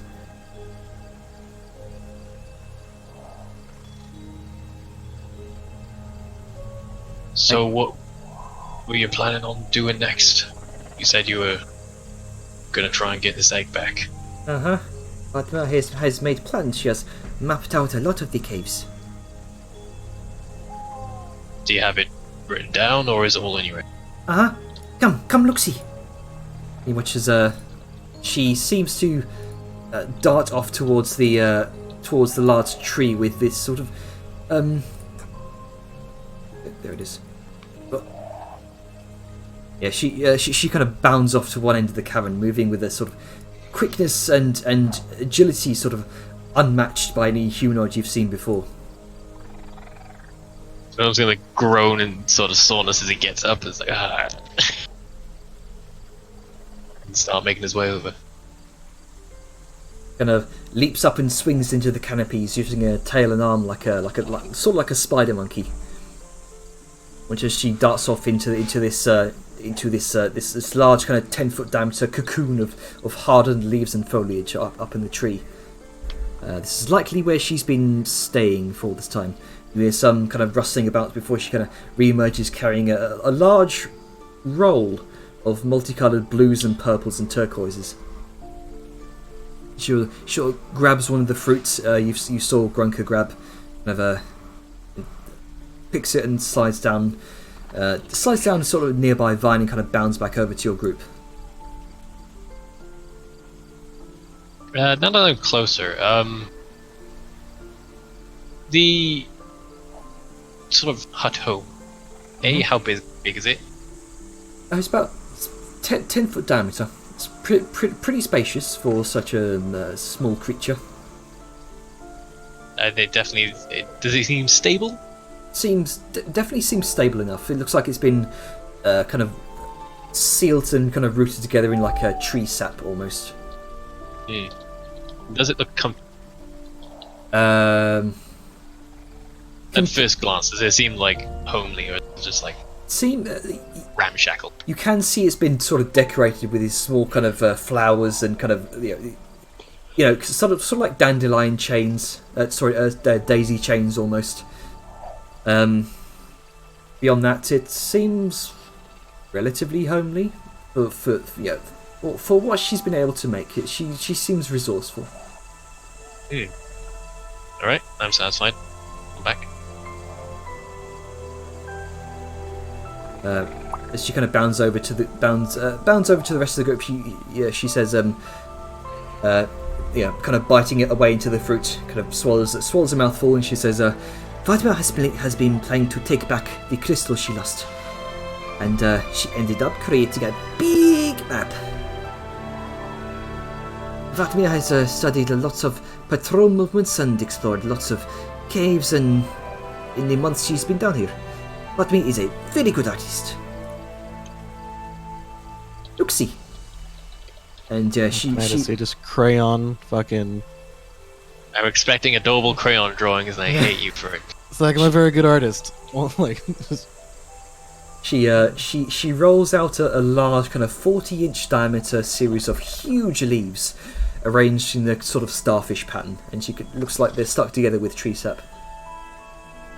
Marked on the map, you can see these sort of trails of starlight that mark out the numerous cave systems and tunnels that seems to make up the majority of this cavern. And Vladimir kind of munching on the fruit, she sticks a finger into the pink kind of pulpy center it's like a small watermelon, and smears some markings on the map.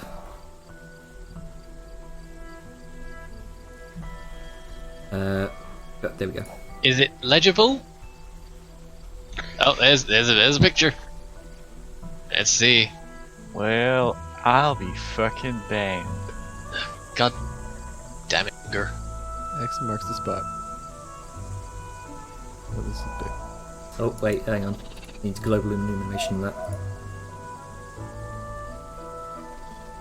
Wait, so there's Vadmir's. So we're on a map that's Vadmir's map, and there's a handout that's also Vadmir's map.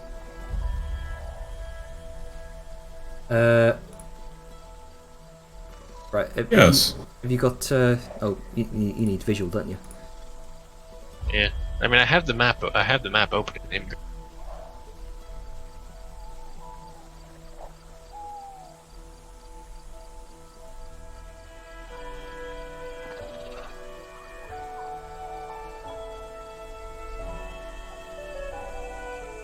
So where are we on this map?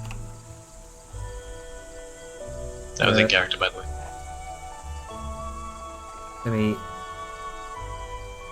You're up here? Yeah.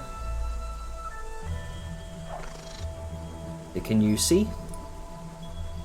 Or is it just darkness? Yeah, I know where we I are. can see. There's no map, we're in the void, but Yeah, yeah. that's where we are. Wait, hang I on. mean, I can see the map. I cannot. Oh, okay. That's Yeah. that's odd. Well, I mean, I have the Imgur one. Yeah, I'm pretty proud. I found out where we were before I saw the map on the game.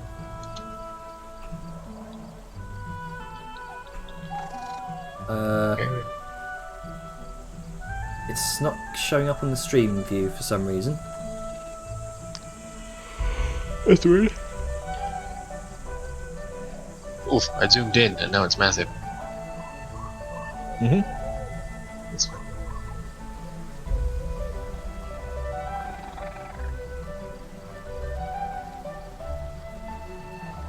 Okay, I know where we are. Hooray! Hang on, I don't know what's going on here. The stream view is just black. Take your time. Well, it's displaying for me now, so you're on the right track at least. Yep. Same. Oh, we are lower than I thought I was. Maybe move it back over. Oop. Oh, that doesn't want to fucking show. Happens. Maybe it just like takes a while to load.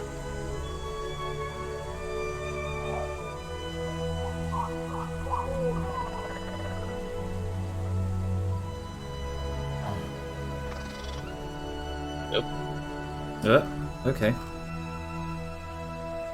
There are two of them.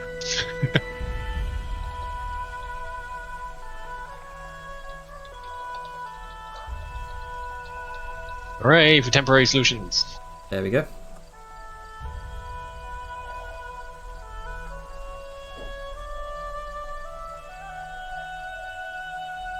Okay, it's a bit blurry. Hell's first thoughts are, oh shit, this place is fucking huge. Yeah, you watch as Vladimir sort of takes the pulp of the fruit itself and seems to smear a few markings on the pages.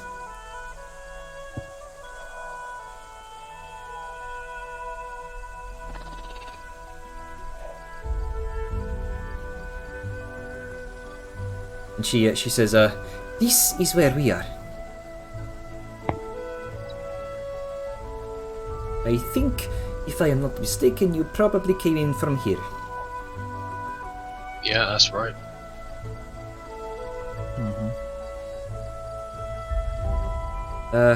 Vladimir has explored most of the cave systems, but does not know what is here or here. Vladimir tried to explore down here, but she heard a lot of fighting and sword clashes and did not want to go further. Vladimir, So just for clarification, Jenner, over here you said she heard that? he heard from here. Vladimir also heard, well, rather she smelled, very bad smells coming from this direction. Lots of purple mushrooms. Did not want to go further. I think you also probably encountered the war camp. Mm-hmm.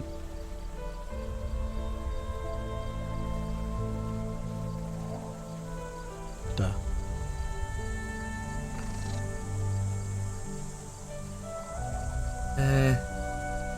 Let me see. I'm guessing this big X down here is this Oh, that big is- city you was talking about. That is the big lava cavern.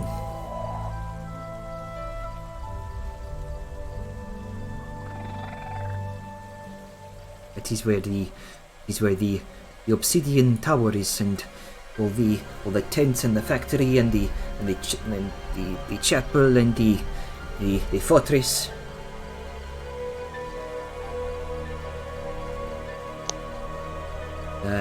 This place is where there is a fortification. I think they might be guarding something.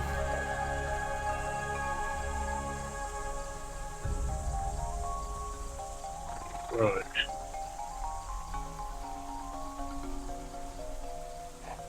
Well, this is a real nice map. Thank you. But we have worked hard on it. What are these thin lines, which is the thicker ones? Those are the worm tunnels. They used a lot of big worms to tunnel through the caverns to make it easier to venture through. Makes sense. I mean, they got them up where we came in, and they was definitely wormholes. I think we passed through one here.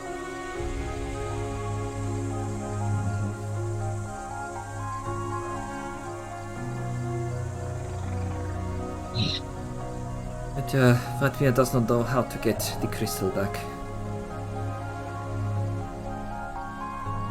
So where did you say they took it? And she's gonna point here. It's like, that's what you said they took? Uh-huh. That is where they took the egg. Do you know what is over here? Oh. Eggs stink of death.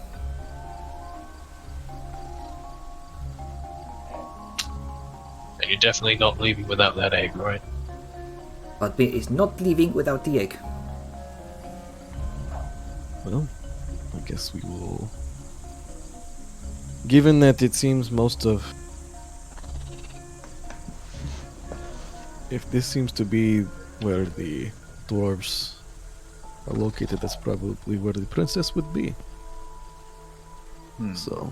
I'm not so sure, see, because there was word of fighting over there, at least Vladimir says there was sounds of fighting.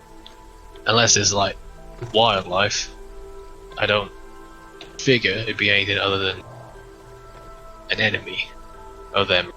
So maybe our warrior princess lady is over there. I guess it depends on...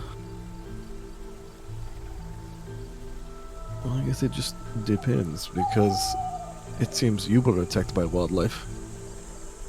Yeah, but wildlife doesn't make the sound of clashing steel.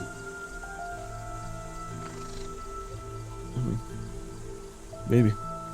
Did you hear clashing steel, or did you just hear combat?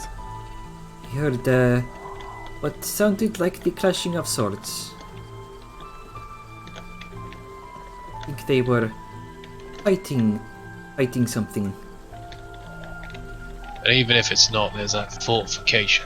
They guarded someone, it either could be there is a prisoner, or that other person we're down here for. Either way, it might be worth looking into.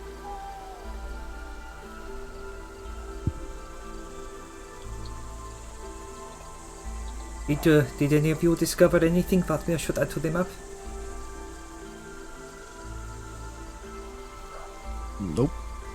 Worried not. We didn't get much chance to explore before things went wrong. Yeah, and I wouldn't... What I did see, I could not tell you what it would be on the map.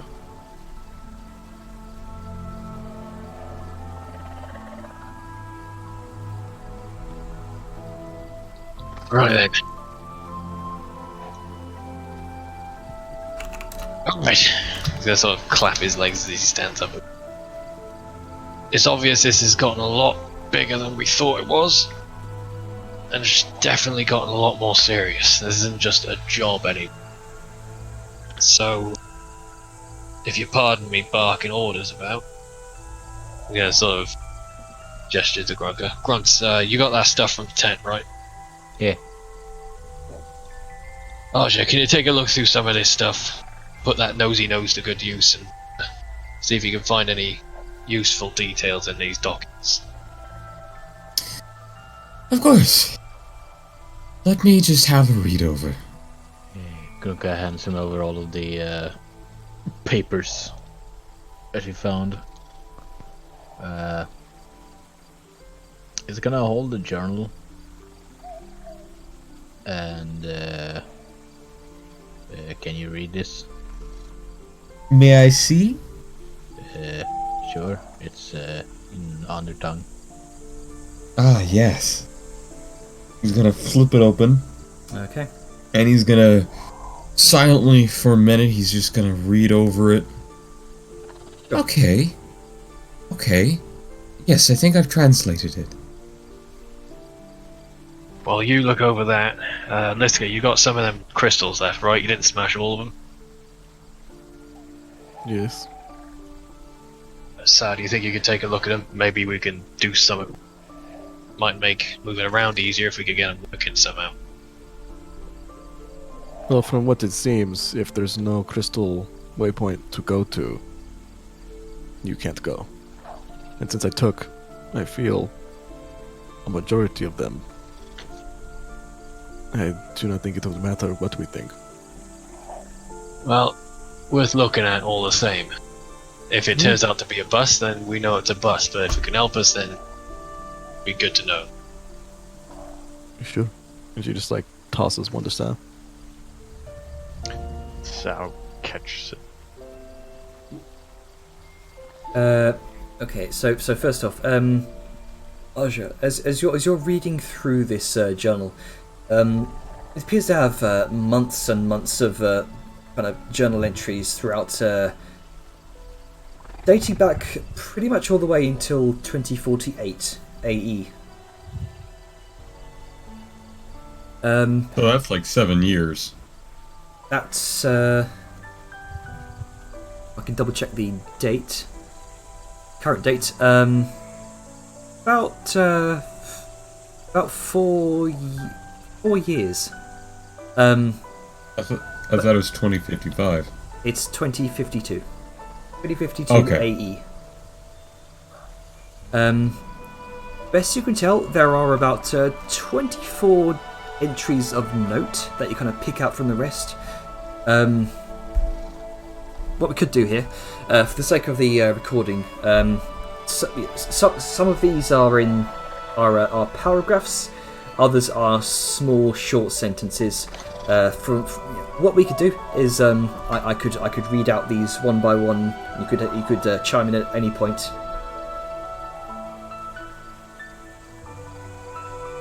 If that's Okay. all right then. First entry reads, as I leave my friends behind for conscription. This is dated Diezmas 22nd, 2048 AE. As I leave my friends behind for conscription, I find my thoughts lingering on the events that have transpired this past year. I have started this journal to record my thoughts and feelings on the unification of our people, and what else may happen during these unprecedented times. This is the journal of Jura Blackthane.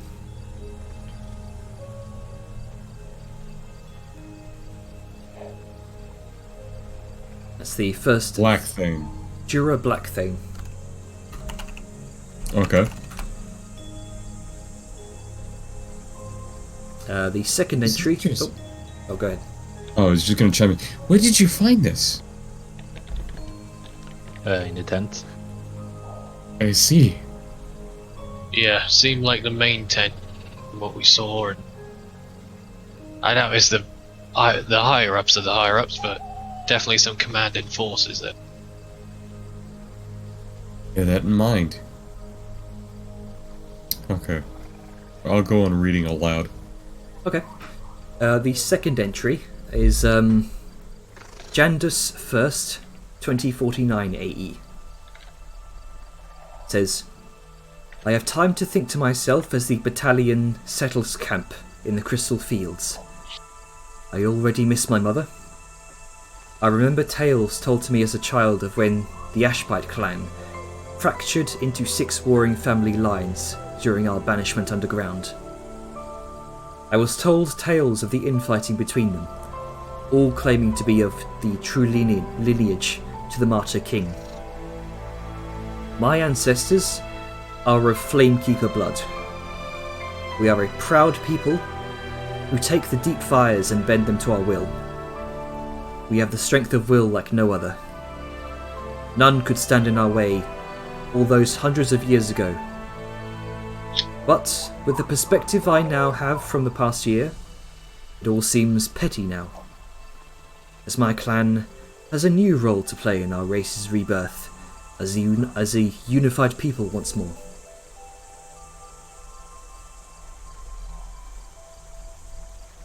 It's the second entry.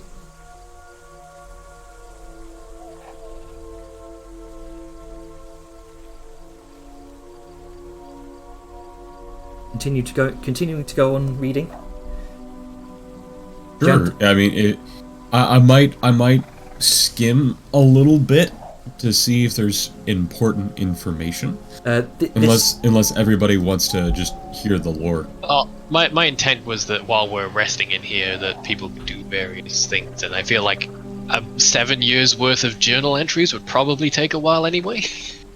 Even if it's actually 4. These are it spans 4 years, but okay. These are the entries of note of significance that you kind of pinpoint out from the rest. These are those. Yeah. These are the ones of significance. These are them. Okay. Did you want to keep on? Does everyone want to listen to this, or I could just have Janner send it to me and? Yeah, I think the best way to do it would be to give Atlas the information, and he decides what he relays to everyone by the end of his slog. I mean, it's up to you, Atlas. You're the one doing it, so. Sure. Okay. If you want to just DM it to me on Discord, I can. I'll give you.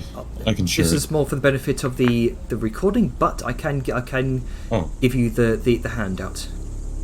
Okay, there you go. You could always have it up on StreamView. Sure. God damn it, Grog.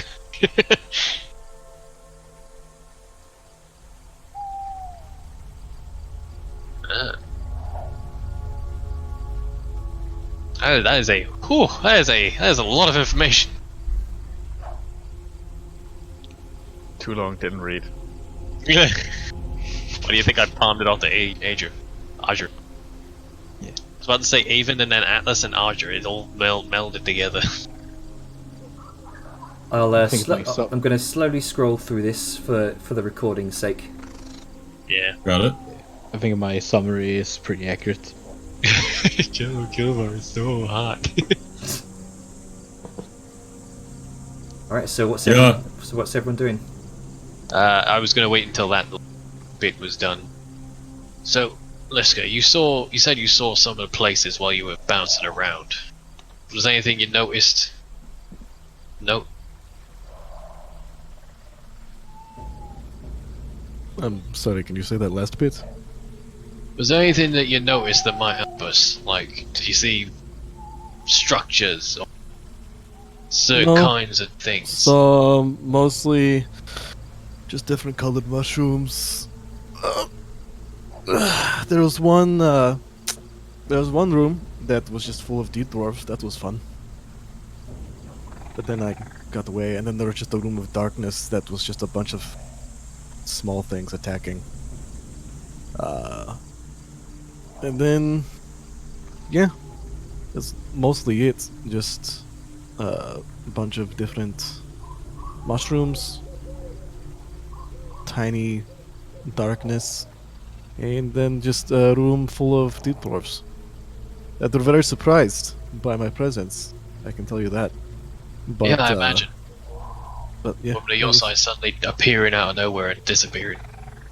Yep. Well, we know the red ones are definitely nearby where you ended up. So that's that. Might be able to recognize things as we're going on. You mean the orange ones? Been down here too long. Yeah, those ones. Yes. No, go on. No, that was mostly it. Not much to report. Didn't really want to spend time in most of the places that actually had things in them because they were trying to kill me. Right. Well, we're likely going to be fighting these guys a lot more. So, from your military background, if you could come up with some good ideas for how we deal with them, that would be a load off my mind. Aim for the head. Well, besides the obvious. If you got any tactical insight, that we can talk through. I mean, are you talking about in general? Are you talking about just in combat and small, like group tactics? Are we talking guerrilla warfare? Are we talking large-scale battles? Are we attacking a superior force? Like what? What do you want to know? There's a lot. Well, I'll let you know what we dealt with back when you disappeared, and that might give you some insight on how they fight, and how we can prepare for them as we go. I figure we could probably use a rest anyway, because we have been at this a while. I mean, we're traveling through the fucking tunnels for ages, and then we had all this going on. I don't know if it's just because I got fucked up, but I'm pretty fucking exhausted. Yeah, it is fine. Getting fucked up kind of tires you out. Yeah, it kinda does. Vladimir isn't still around, right? Casually swearing in front of the child, yeah. Sorry, what was that? Is Vladimir still around? Budby is still around. She's just actively looking at the map. As he says, fucked up, at the beginning of his little tangent, there's just gonna be a very firm, just like, you know, elbow from Archer to them. It's like, oh, there's children. What is fucked up? It means that you get messed up, that a lot of stuff has happened to you in a bad way. Oh, Budby has It's, gotten fucked up. It's a very succinct use of a word. You should learn it. Well, you'll learn lots of words and the way they work in time. But for now, don't worry about it. I know a very specific meme that this could apply to.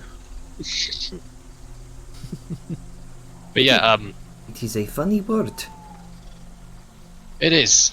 Some people don't like it though. It sort of gives side eyes Archer very obviously to her.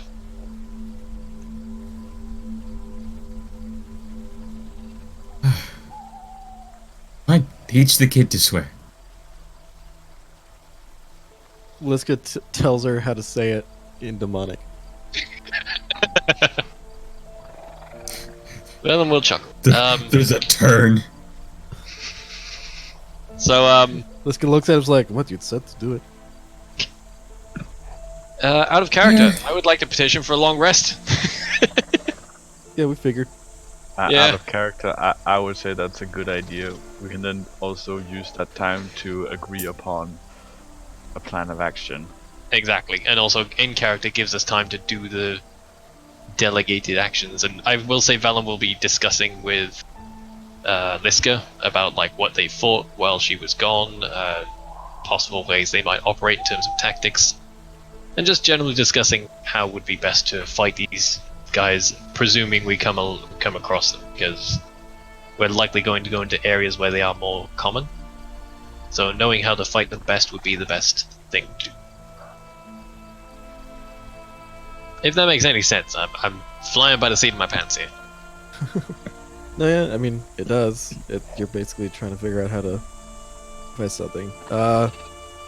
Yeah, with pretty much, as with all combatants, like in combat, you want to, one, never really let them know where you are.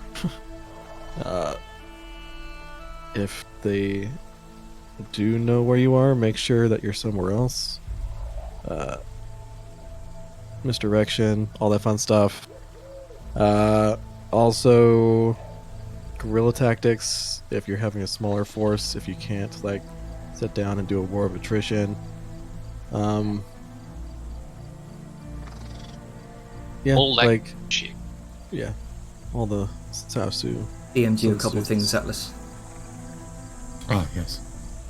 I There we was go. going to do an RP thing with Liska, but if anyone else wants to do anything, go right ahead, because I have talked for a good while. Imagine Ducky wants to do some examining, and Grunka wants to do some grunking. Yeah, Grunka. Sorry, we didn't do Saoyun's Arcana check for the crystals. Hello, my honey. Hello, my baby. 23. Or I guess Nice. we're identified. It's you could do identify if you like. That I'll also do- would help. My plan was to actually just do identify and then do the Arcana check to learn about it. Okay, so you're doing identify and then Arcana. Okay. Yeah. these do indeed appear to be some semblance of way gems with their, and they seem to be attuned to a specific network, as it were. At least the remnants here could possibly be repaired with a mending spell. It would take a while though, and you would possibly need to re-enchant them to work in your favour. You could possibly create a new frequency, as it were, and repurpose the way gems to work in your favour. But you would need to place all the way gems one by one manually in order to get one sender and receiver waystone to work. So in order to get 2 waystones to work, you would need to place one way gem on one waystone, then manually walk over towards the next waystone and put the secondary way gem inside, and then you could teleport between the two of them.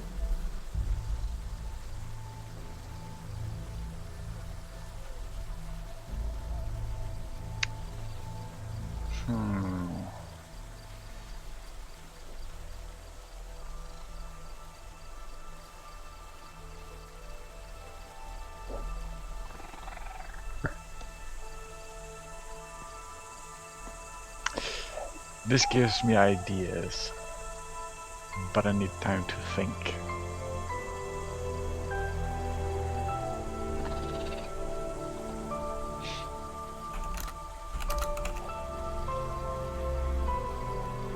Okay.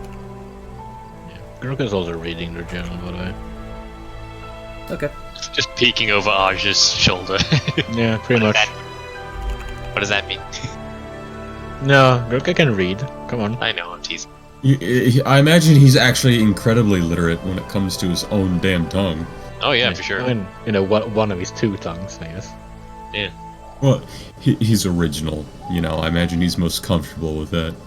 I mean, I Primary imagine language. he's more comfortable with Goblin, but then, like, under tongue is probably Fair. the second one. Gronka is helping. I sent you a couple of things, Gronka, then. Mm-hmm. Yeah.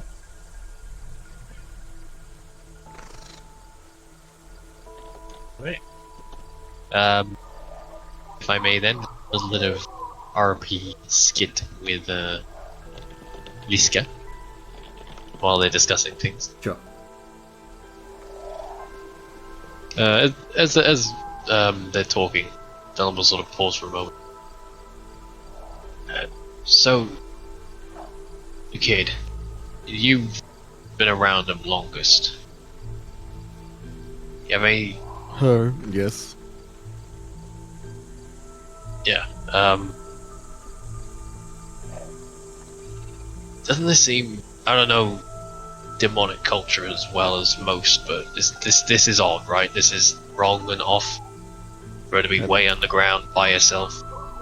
I mean, with most children, yes. Yeah. Honestly, I'm worried. She seems to have been fine by herself so far, but things are getting a lot more dangerous now.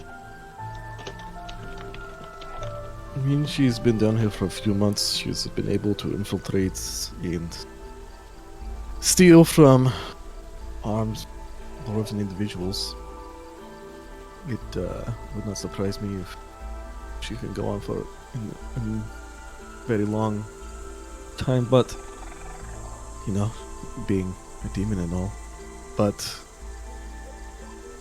if I understand your worry, I'd rather have her, I don't know, someplace safe.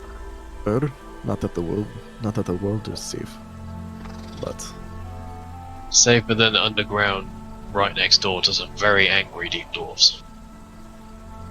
if they could find her, they would have already. But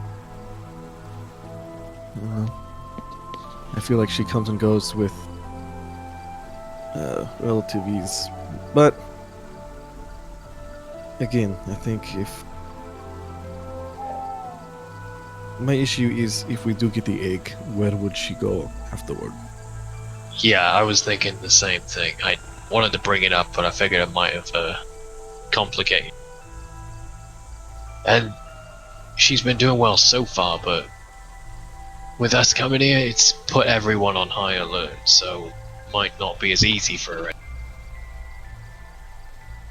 Probably not, but again, I feel like after everything is said and done, even if we were going to, I guess, take the egg and go, it's not like we would be able to move with any form of quickness. And we will likely have a lot of angry individuals chasing after us. Yeah. And that's part of what I'm worried about, because... what I forgot to mention, the size of the egg that Vladimir showed you. It looks about as large as Grunka. Oh, chunky egg. Just still still a valid point. Mm-hmm. Just want to clarify things, that's all. Continue. Okay. But what this is probably going to sound crazy, but I probably want to take her with us when we go. It's not safe for her down here, and especially after we kick the hornet's nest, it's just a case of how. Because if we leave her here and come back for it later, like you said, we're going to have a whole bunch of dwarves on our asses when we get the egg. But taking her with us brings a whole lot more risk as well. I mean, I feel like she is better at hiding than pretty much everyone we have. Maybe sans Grunka. He seems to, he's from a place like this, so. But then again, from what I was hearing, there are other deep goblins, that are down here as well. So, I don't know, it just is all very peculiar. Yeah. If she is coming with, I do not know exactly how it will work out for combat, but I don't know, it seems that for most of the issues, if just even what I've heard of satyrs, they have a lot of innate abilities to hide. I don't know, like, you've seen her teleports, you've seen her alter self. Yeah, I figured she was just using a bunch of magic. So, hang on, what these satyrs things, they're basically like demons, right? Just different kind. Yes, they are demons. Don't think I've ever heard of anything like that. They are very, very rare. They come from a very specific place of Ragnarok. Not many people actually, even our own kind, see them. Would it be better off if she was back there at some point? Well, I would assume so. I would like to have her back with her people. Even if it's just other demon kinds, but judging from what she said, it seems that there are some individuals. Also, quick question, Jenner. When she said, what did she say was the name of the organization? The Silencers. The Silencers? Oh. In the Dominion of Doubt. Is that something that I would have potentially heard of? You would have definitely heard, given your military background, that you would definitely have heard of the Silencers. They are akin to the Secret Service, the FBI. The KGB. The KGB. Not good. They are very much spooks, spies, and assassins, specializing in illusion magic. Which would make her skill set a very valuable. That's as much as you know. Okay. Especially given the type of organization that she was with, it is. I mean, it would make sense that they would try to tap satyrs for their ranks, given their proclivities. But I mean, if she didn't want to be there, it didn't seem like they were necessarily hurting her or anything, but she, as most children, do not like to be told what to do. But Well, she seems to have a good head on her shoulders, so maybe she realised it wasn't exactly on the up and up. Vellum, you would have heard of the Silencers once before, when you were told of. I don't think Liska's mentioned them by name yet. Oh, I mean, Vadmia did. Oh, did she? yeah, she did. Sorry, I must have missed that bit with my fuck up. You were party to overhearing a conversation back in Morkney with between Sean and a mysterious figure who seemed to be of the Silencers. Do I recall how that conversation went? Like, was it a fucking professional work together one, or was there tension? There seems to be some sort of tension, but there was an air of working together. From what you heard, I'll bring it up here because it's written down a long time ago. Yeah, so long ago I actually didn't have it in notes. Ah. Okay. Just typing Port Morkney. It was quite a long time ago. Oh yes. And You mean more than a year? it seems as though the individual who was a member of the Silencers seemed to make mention of someone called Vadmir. Oh. That's where the name was from.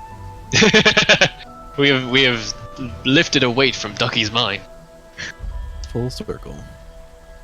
Hang on. There was mention of Vadmir being a unruly and a loose cannon. Walls. I knew I've heard the name of her before, but I couldn't place it. And now I'm just like, there it is.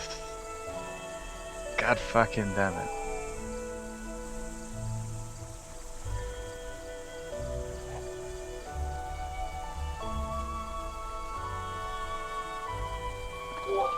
And I'm back. Sorry about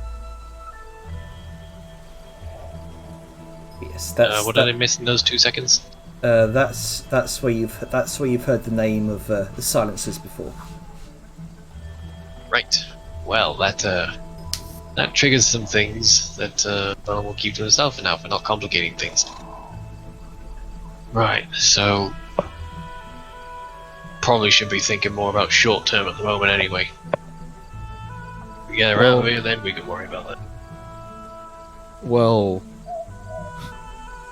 I am personally a fan of foresight. I prefer to kind of figure things out aside from just going by the seat of your pants. No, for sure, but I mean, this particular situation first. Like, for instance, we're gonna probably be having people after us, so it'd be difficult to come back here. We'd be leading people right to her when we go to pick her up again if we leave her here. Yes, I was imagining that she would come with us to steal the egg. Because I doubt that she would want to, I guess, leave it to us. Not that I don't think she trusts us. You'd rather see it through herself. Yeah. Yeah. Well, Yeah. as long as So- it makes sense, that's what I was thinking, but you got a better tactical mind than I do. Well, I think that given what all is to be happening, that we should very much give thought to, as I was talking earlier, misdirection, things of that nature. Right now, they are panicking because a lot of their methods of communication and transportation have been disrupted. So right now they are effectively blind in that regard because they do not have the mobility that they did before. And you're saying we can take advantage of that chaos? Yes. And so, because they do not have the capability of the sort of instant waystone transmission, we can use that to our advantage in disrupting, or I guess, deceiving them into thinking and committing troops in order to get these ragtag group of adventurers who are causing havoc. And I think that's because they could not easily communicate and they cannot easily go between points to quickly verify. They will have to dedicate a large group of individuals to get eyes on what they perceive is an issue. So that will allow us to get rid of a lot of the forces we will likely be facing. Any more that comes around, I do think that we should try to stay as surreptitious as possible. Don't really let them get a good view or perceive the kind of forces that we're using. Just have them maybe see one or two of us at a time. That way they think that there's only one or two of us. If they do happen to see us. Just So things basically, take out the smaller groups we might come across so they can't be informed, but don't let anyone catch sight of all of us. Yes, and through some method or madness, or some method perhaps, deliver a message that would say that, there was perceived to be, or the enemy was perceived to be down in such and such place, and that way they have to move to, as I said, verify themselves as opposed to, just teleport there. And that gives us, because they have to move on foot, a lot more time than if they just teleport in and teleport out. Right, makes sense. The thing I'm thinking is where we go next. I was looking at the map and all that business off west. I'm thinking if we can maybe find the king's daughter, she might be able to help, given her leadings. Some gestures to hammer and such. I mean, it's very possible, but again, we do not. Vedmia hasn't had any clue or hint of her, else I feel like she would have said. All we have is potential combat. All we know is there's some places she hasn't mapped out. Those are since she hasn't come across her. They're probably the only places that the king's daughter's going to be, unless she's in the Obsidian Tower, in which case, fuck it. Yeah. And again, I mean, we can definitely go look. From what I saw, I don't know, the detours do not seem very. I don't know. I feel like most of the most militaristic ones that we saw were the ones in that camp in that forward post. The ones that I popped in on were just sitting around the fire and just laying around with their thumbs up their asses. Right. So I'm thinking while we're heading, we look around in these places Vanmir hasn't looked at, maybe see what we see. Hopefully we'll find her, and then we'll have a bit more muscle behind us to finish up and go from there. I mean, and again, just given. Do you speak Dwarvish? Afraid I do not know. Do you know if anybody speaks Dwarvish? And then Liska's gonna kind of like lift her head up and yell, "Does anybody here speak Dwarvish?"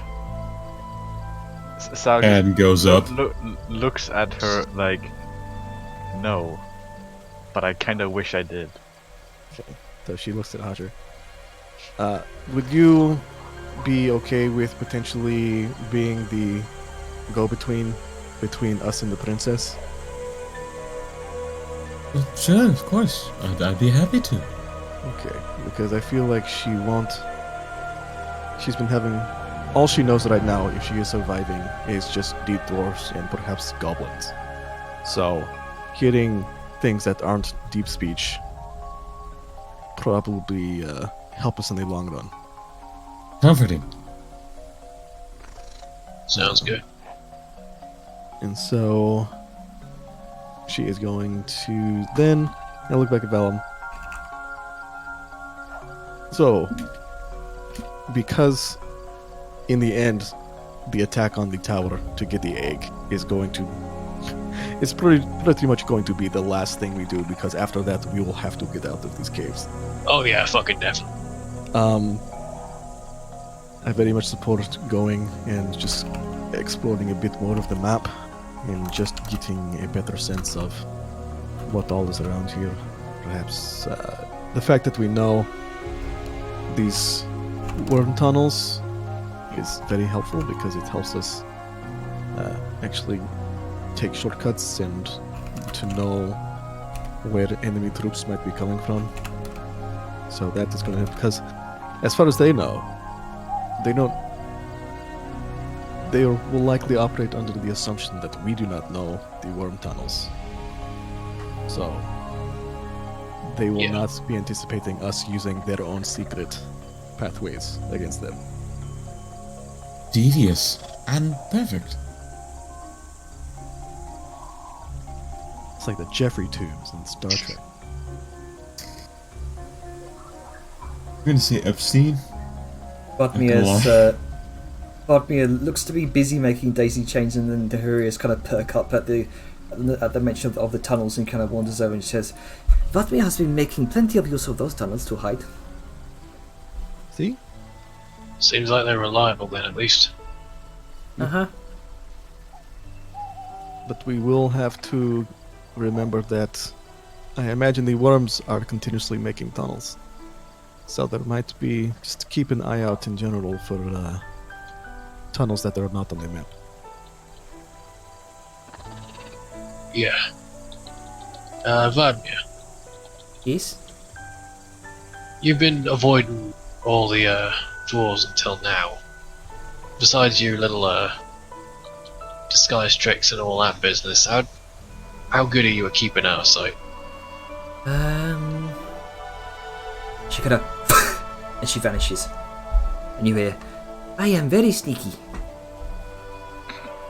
So give it a little bit of a sigh of relief after the start, like, because every time you still can't get used to the sound and the visual. Damn it, Nightcrawler. Right, because we're gonna go eventually get this egg back, and I figure you probably want to be going with us, but we want to make sure you're safe while we do. Badmir sort of reappears next to Liska. I am very I am very what is the word? Competent. Sure you are. So just, even if we can't see you, try to stick close to us. If it comes down to it, we'll keep you safe if we can, but things are gonna get very tricky. And she, once again, she says, you hear next to you, Liska, Bodmir is near. And then you hear, Bodmir is far. Who knows? Right, well, that's one less thing for me to worry about.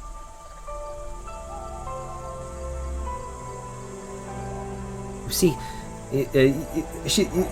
just this strange, disembodied voice just saying, no one suspects Bodmir to not be Bodmir, and to be not Bodmir instead.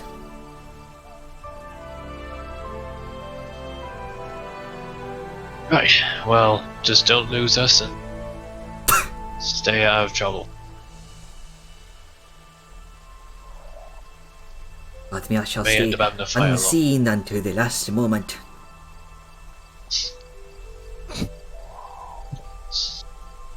Red flag, but okay. Right. That is good to know. And yeah, I guess we'll, unless there was anything else that Liska and Vellum needed to discuss, I guess continue on with tactical discussion until the long rest is over. Sure. I'm gonna take it. Alright. Not to be a downer, but I'm slowly running out of D&D. Steam.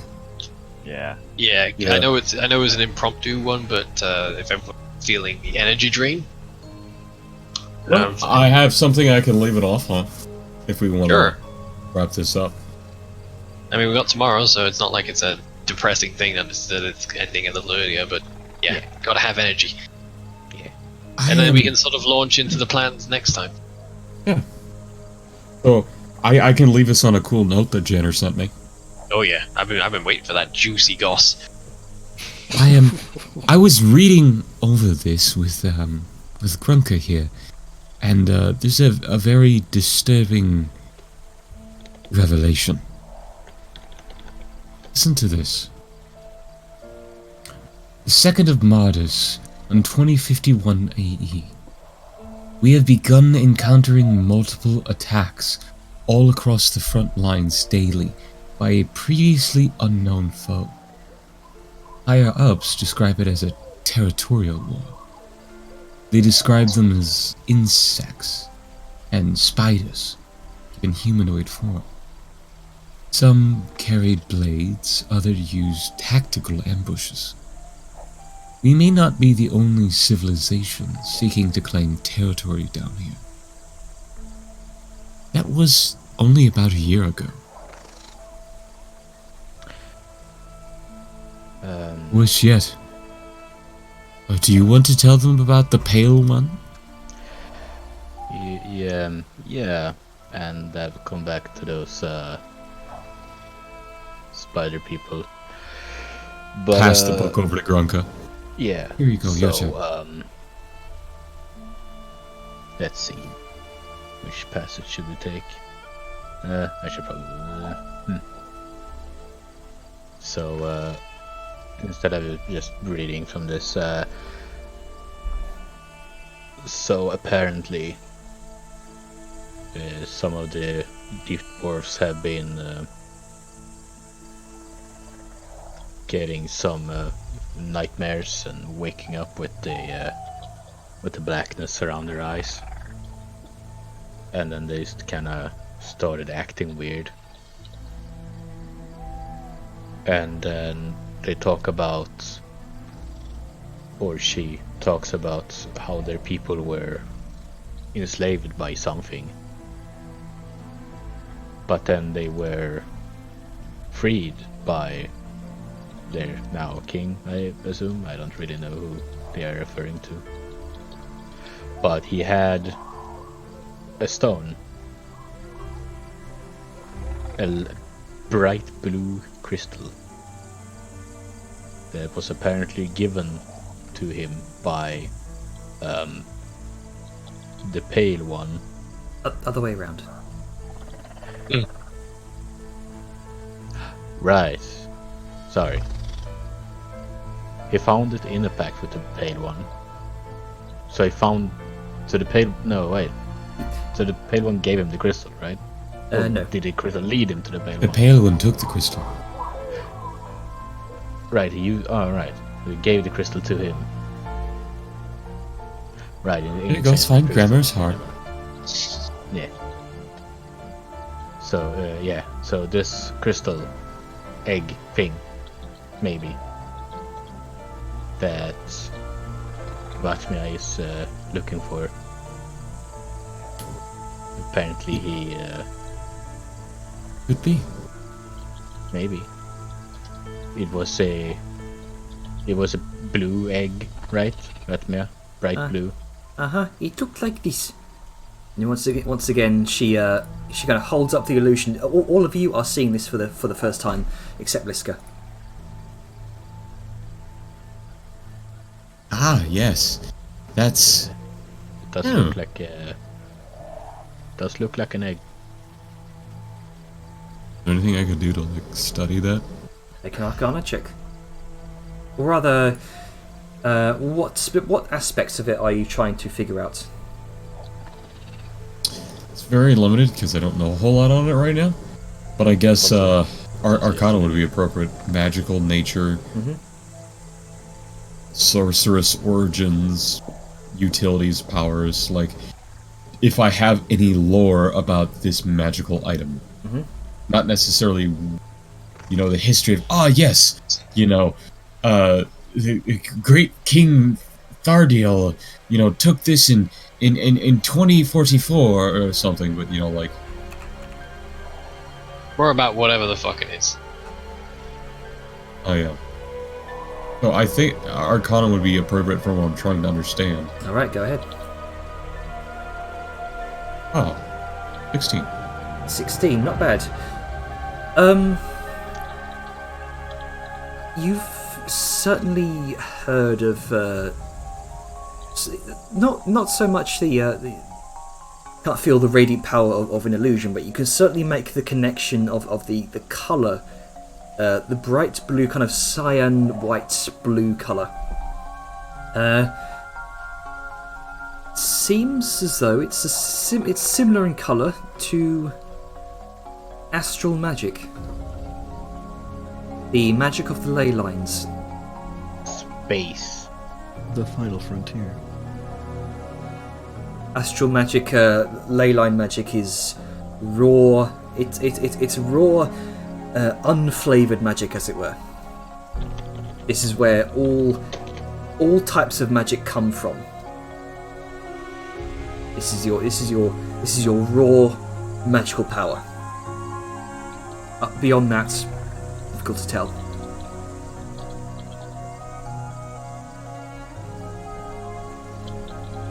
Fucking raw grunka. Yeah, yes, raw, yeah. Good egg, yeah. Can you scramble a fucking omelet? God damn it. Can I just say, I love the symbol, the symbolizing of raw, arcane, just pure power as an egg. Yeah, and Okay. I also just imagine a fucking wizard screaming that. Anyway, let me just read a bit here.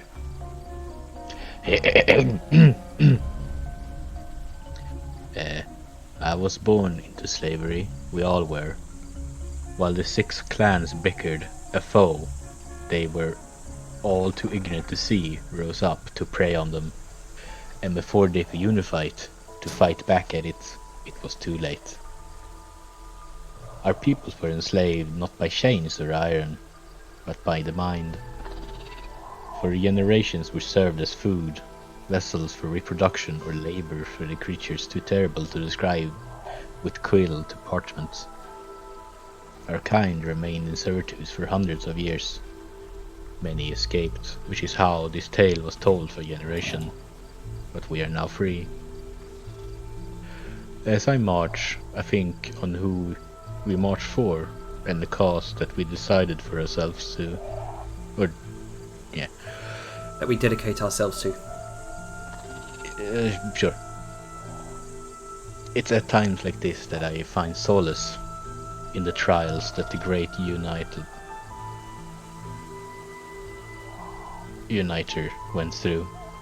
After so many 100 years of enslavement by the colonies, years of having our people's will twisted, we found freedom from our oppressors by Tardal Ashbite.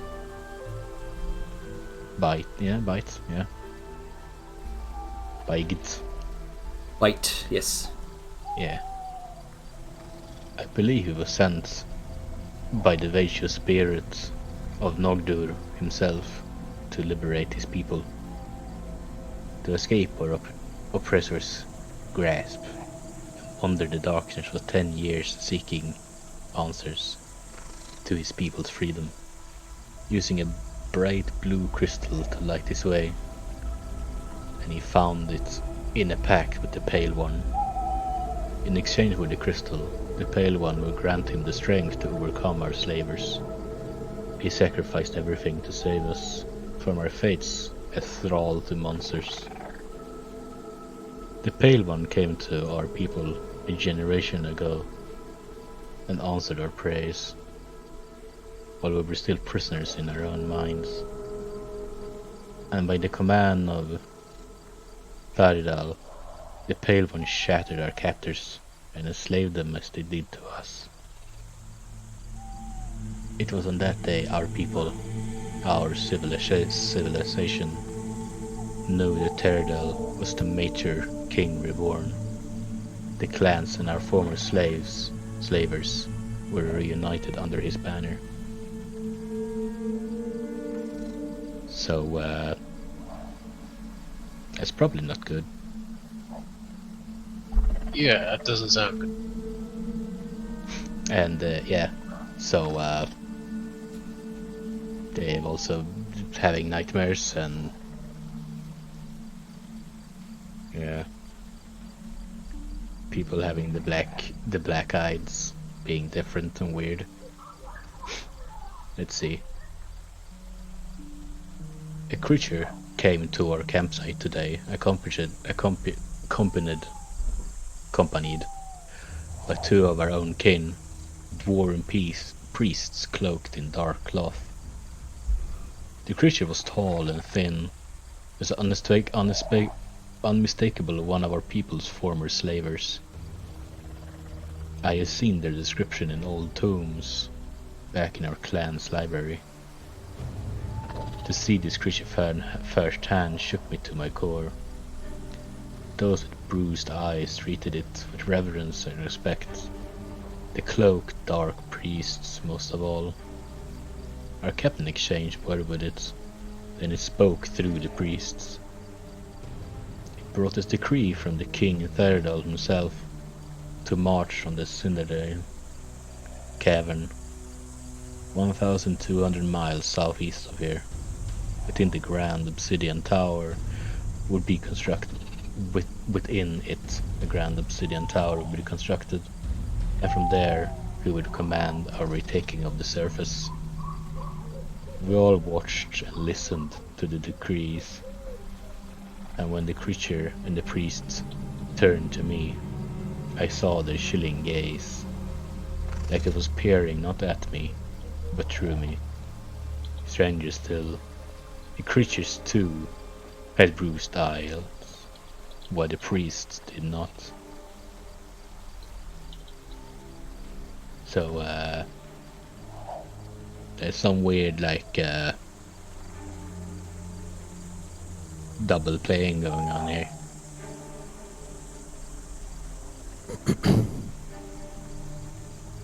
I mean, I don't like it regardless, so... No. Well, it looks like, just from it and our experiences in these tunnels, there seems to be an issue with things trying to invade the mind. So we should very much be on the lookout for things like that. Yeah.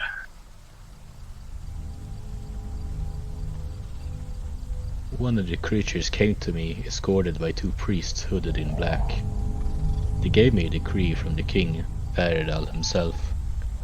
I was to meet my clansman, the Flames Keeper, at the lava falls of the Cinderan. They have discovered a great font of elemental power. The primitive goblin Stoneskins oasis as a place of worship. My people will make use of the Stoneskins as builders and harnesses the font to create a force to rival the powers of the rockworms. They will be our frontline bulwark and bury any foe who stand in our way. This have me a little worried. I am not going to lie.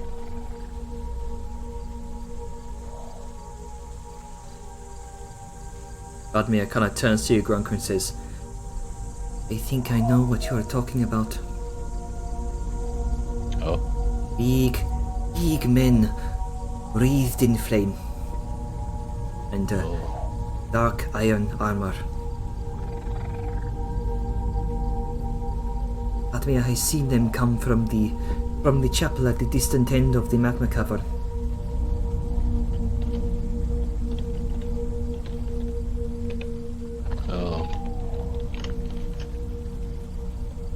Well, I hope we don't see any. They don't sound very nice.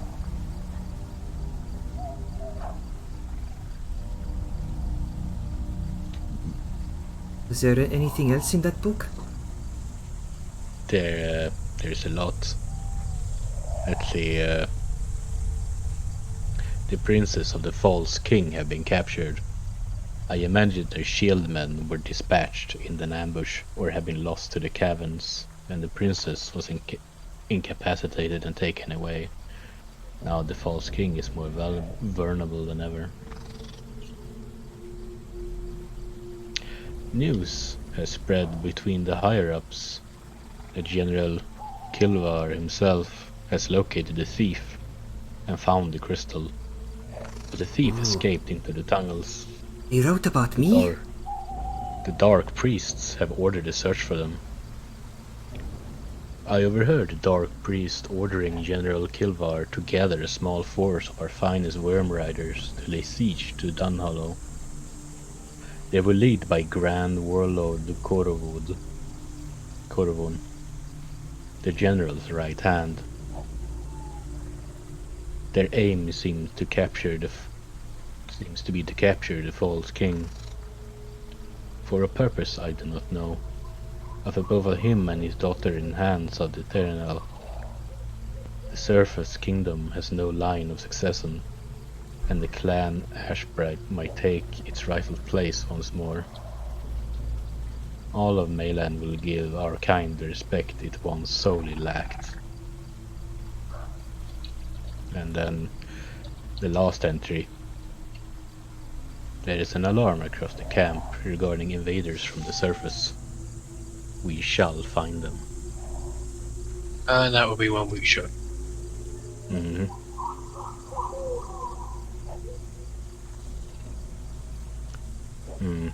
Oh, here's this one.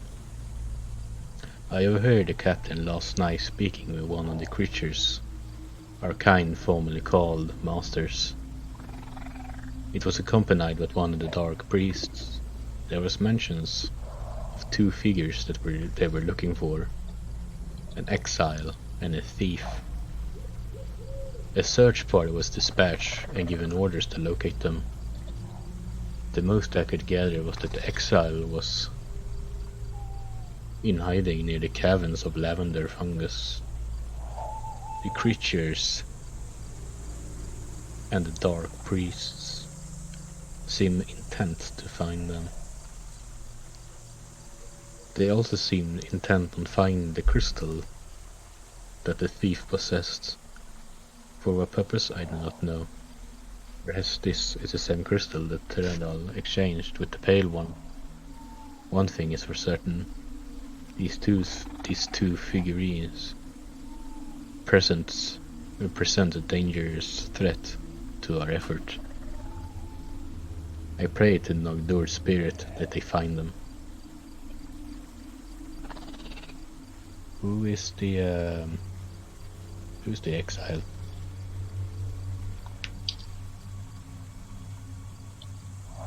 Do you know, Fatima? I do not know, but I know who the thief is. She kind of excitedly kind of shakes, kind of cross-legged in the grass. Yeah, you made quite the name for yourself. I know. Isn't it exciting? Yes. I think there might be some more tidbits in here, but I think we got the gist of it. Oh, we know a lot more than we did before. Context is a lot. So it seems they are fighting against multiple forces down here. Speaking Knowing of that the princess has been captured makes it a lot easier to know the sort of places she might be. Yeah, at least she's not dead. Yeah, and it'd be a lot easier than finding her wandering around the caves. Yeah, but the question is, where is she? My money's on that fortification. Could be against the people they were fighting against, but The obsidian tower. anywhere that's good for secure. Somewhere you can lock up. Well, maybe the tower. Princess in the tower and all that, right? Seems a little too on the nose, but we'll get there eventually, so if she is there, we'll grab her as we go. So,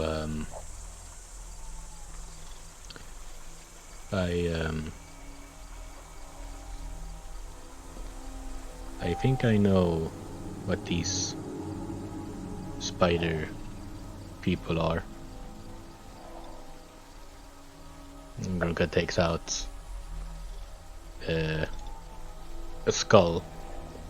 It seems to be a large rodent skull, but it's covered in a bunch of runes and symbols and other fancy stuff.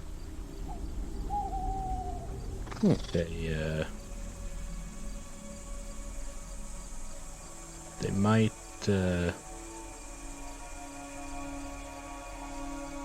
maybe they could help.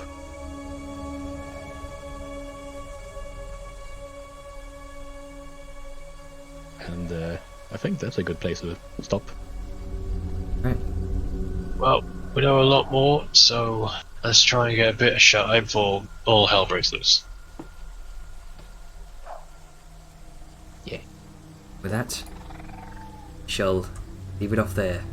Grunka's suggestion that perhaps these humanoid spider people might be able to aid you in your efforts down here. Oh man. Now we got spider boys. Oh boy. Looters. Spoders to the extreme. Oh no, spiders. Not the big boys. I can't wait to have all my resources back. So a bit of a chill session there, Yeah, it was nice. like a reunion. We're all together, we know what we're doing, so next session we can basically have at it. Go from there. Now we also know, don't ever fucking touch a waystone ever again until you've either gotten instructions on what it does or identified the ever-living shit out of it. Don't touch magical things, that's a lesson Vellum learned early on. And stay out of the At deep dagger end. point. Yeah. I'm glad it fucking stuck. Well, I mean, it stuck for other reasons, but that certainly reinforced it. Yeah. Some I may hope I question Siren's methods, but But yeah. It was a good session, and I hope I wasn't being too bossy or front fucking limelighty. It was fun. Trying to be more involved. Yeah. I guess the word is. You are. I like it. Yay. So, mysteries unravel. Mm. Yeah, some spooky shit. Yeah, I don't really think we need to do a positive negatives this time because this was very much just RP and planning session. Fuck you, I'm gonna do a positive.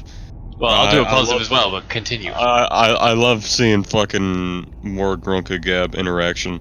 I even said it earlier in the chat about the kudos for reading basically the longest fucking thing ever Yeah. in a language not your own, with some pretty difficult parts, and A, doing a very good job at it, and B, just doing it at all. I love seeing more interaction from you, and I love being able to hear you without my ears exploding because you have a nice sounding. Yeah. Headset. Yeah, it was a Dulcet good tone. yeah, it was a good timing that I got this Bronco, headset. Bronco ASMR. Yeah. Bronco audiobook. Yeah. Yeah, is he only quiet for me? Because I need to fix that otherwise. He's a little quiet for me as well, but I can hear him just fine. Yeah. Yeah. Yeah, I mean, I have Also- everything set up to max, it seems like, at least. Just as another positive thing, I don't know if you meant to do this while reading, but you're sort of, don't want to say this, but I kind of have to. The slight monotone voice you read up in, it sort of sets the dire and grim mood of the entire thing. Yeah, I mean, It's I very kind of, graphic. yeah, I mean, I kind of wanted to have it be a bit like, you know, spooky. Dark. Yeah, Yeah, because It's you know, like it when they is- read the journal in the Mines of Moria. Yeah, kind they of certainly thought about that. succeeded. Yeah, kind of thought about that as well. The drums, they are coming. Yeah, I mean, They have a give cave like, troll. yeah, just reading that in general was very much like that. I feel like, I feel like the music also helped. yeah, yeah. Oh, did I? Kill it with the music for sure. Oh, I had the music Oh, like muted because like at some point in time Oh, my it was Star just, Escape crashed at some point. I haven't got it open. but at some point in time it was just too loud, and so I was just like, okay, let me mute this so I can actually hear what's going on. yeah, Good session. Also, yeah, that's fun. Jana, what the fuck is down here? you'll find out. I'm guessing Riders. Yeah, I know parts, but not everything.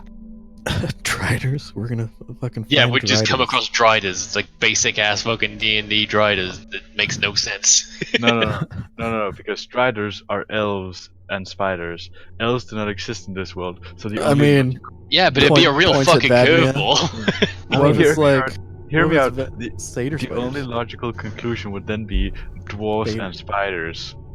No, no, Borders. nah. It makes sense considering spiders and dwarves are both naturally hairy. I mean, I think the only real logical reason for this is that if there can't be elf and spider hybrids, the only logical reason is that they're spider and spider hybrids. Double spider. Oh god. Double spiders. Half spider, half It's a spider. centaur tor, but in spider form. Yeah. You've seen an eight-legged spider before. Now a 16-legged spider. Here's an even more uncomfortable hypothesis. What if Oh, no. riders are the reason there are no elves in Jenner's world? They got Like wiped all the out. elves went underground and mutated.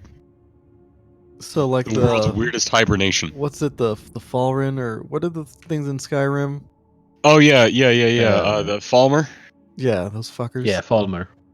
with Where the it's like, fucking oh hey, it's a glued cave, shut and then blind eyes. Yeah, we just Yeah. bust open into a cave and suddenly there's an ancient race of fuckboys.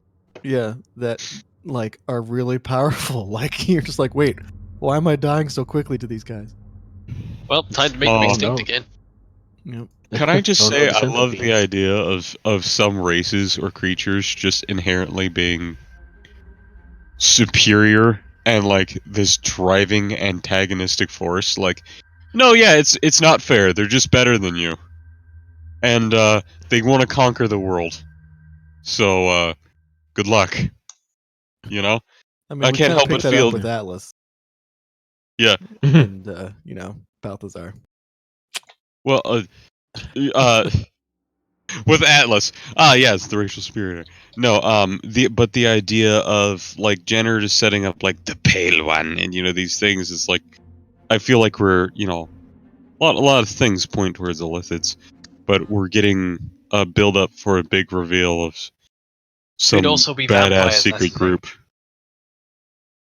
Man, Yeah. And now I can just hear the room. Maybe it's vampires. Yeah. Maybe vampires, because I mean, they're perfectly safe Man. from any sort of issue down here, and they are known to be manipulators. Man, Yeah. Rider vampires, eh? So I it's very just- much up in the air, and I like that. I love hearing oh, the Drider vampire. That's horrifying. I love the theory crafting. Yeah. I'm missing the sun real hard right now, guys. I don't. Me too, man. This quarantine's killing me. No, I meant in D&D, but... I haven't I been know. outside my Why not both? house in nearly 3 fucking weeks. I've been out more than I have been when there wasn't a quarantine. Because I keep Of course, having man. to You go gotta do go shit for grocery family. shopping for grandma. Yeah, I have to go do shit for family a lot. You're I've been unmuted, out by the more way, than Black Spice. before the quarantine. But positive. God fucking damn it, Janner. You're killing me with this fucking precious little potato. Cannot contain my paternal energies. Oh, dude. I love that she could make 2 of me. Could you That was imagine if there's hilarious. just always 2 Odgers, but one's got like, you know, a 200 millisecond delay on the other? You've got lag. Yeah. No, Atlas. that But just goddamn it, Janner, you're fucking killing me here. I'm trying to play Vellum as as close to Vellum as possible, but the paternal energies are leaking through. Yeah. Atlas. Yes. I think you think about this the wrong way. Imagine if there was 2 Angar, and one of them had the happy mask, and the other one had the normal mask. Happy mask, sad mask. Yeah. Oh yeah, there we go. That's a interesting. Does screen cap this shit? Ugh.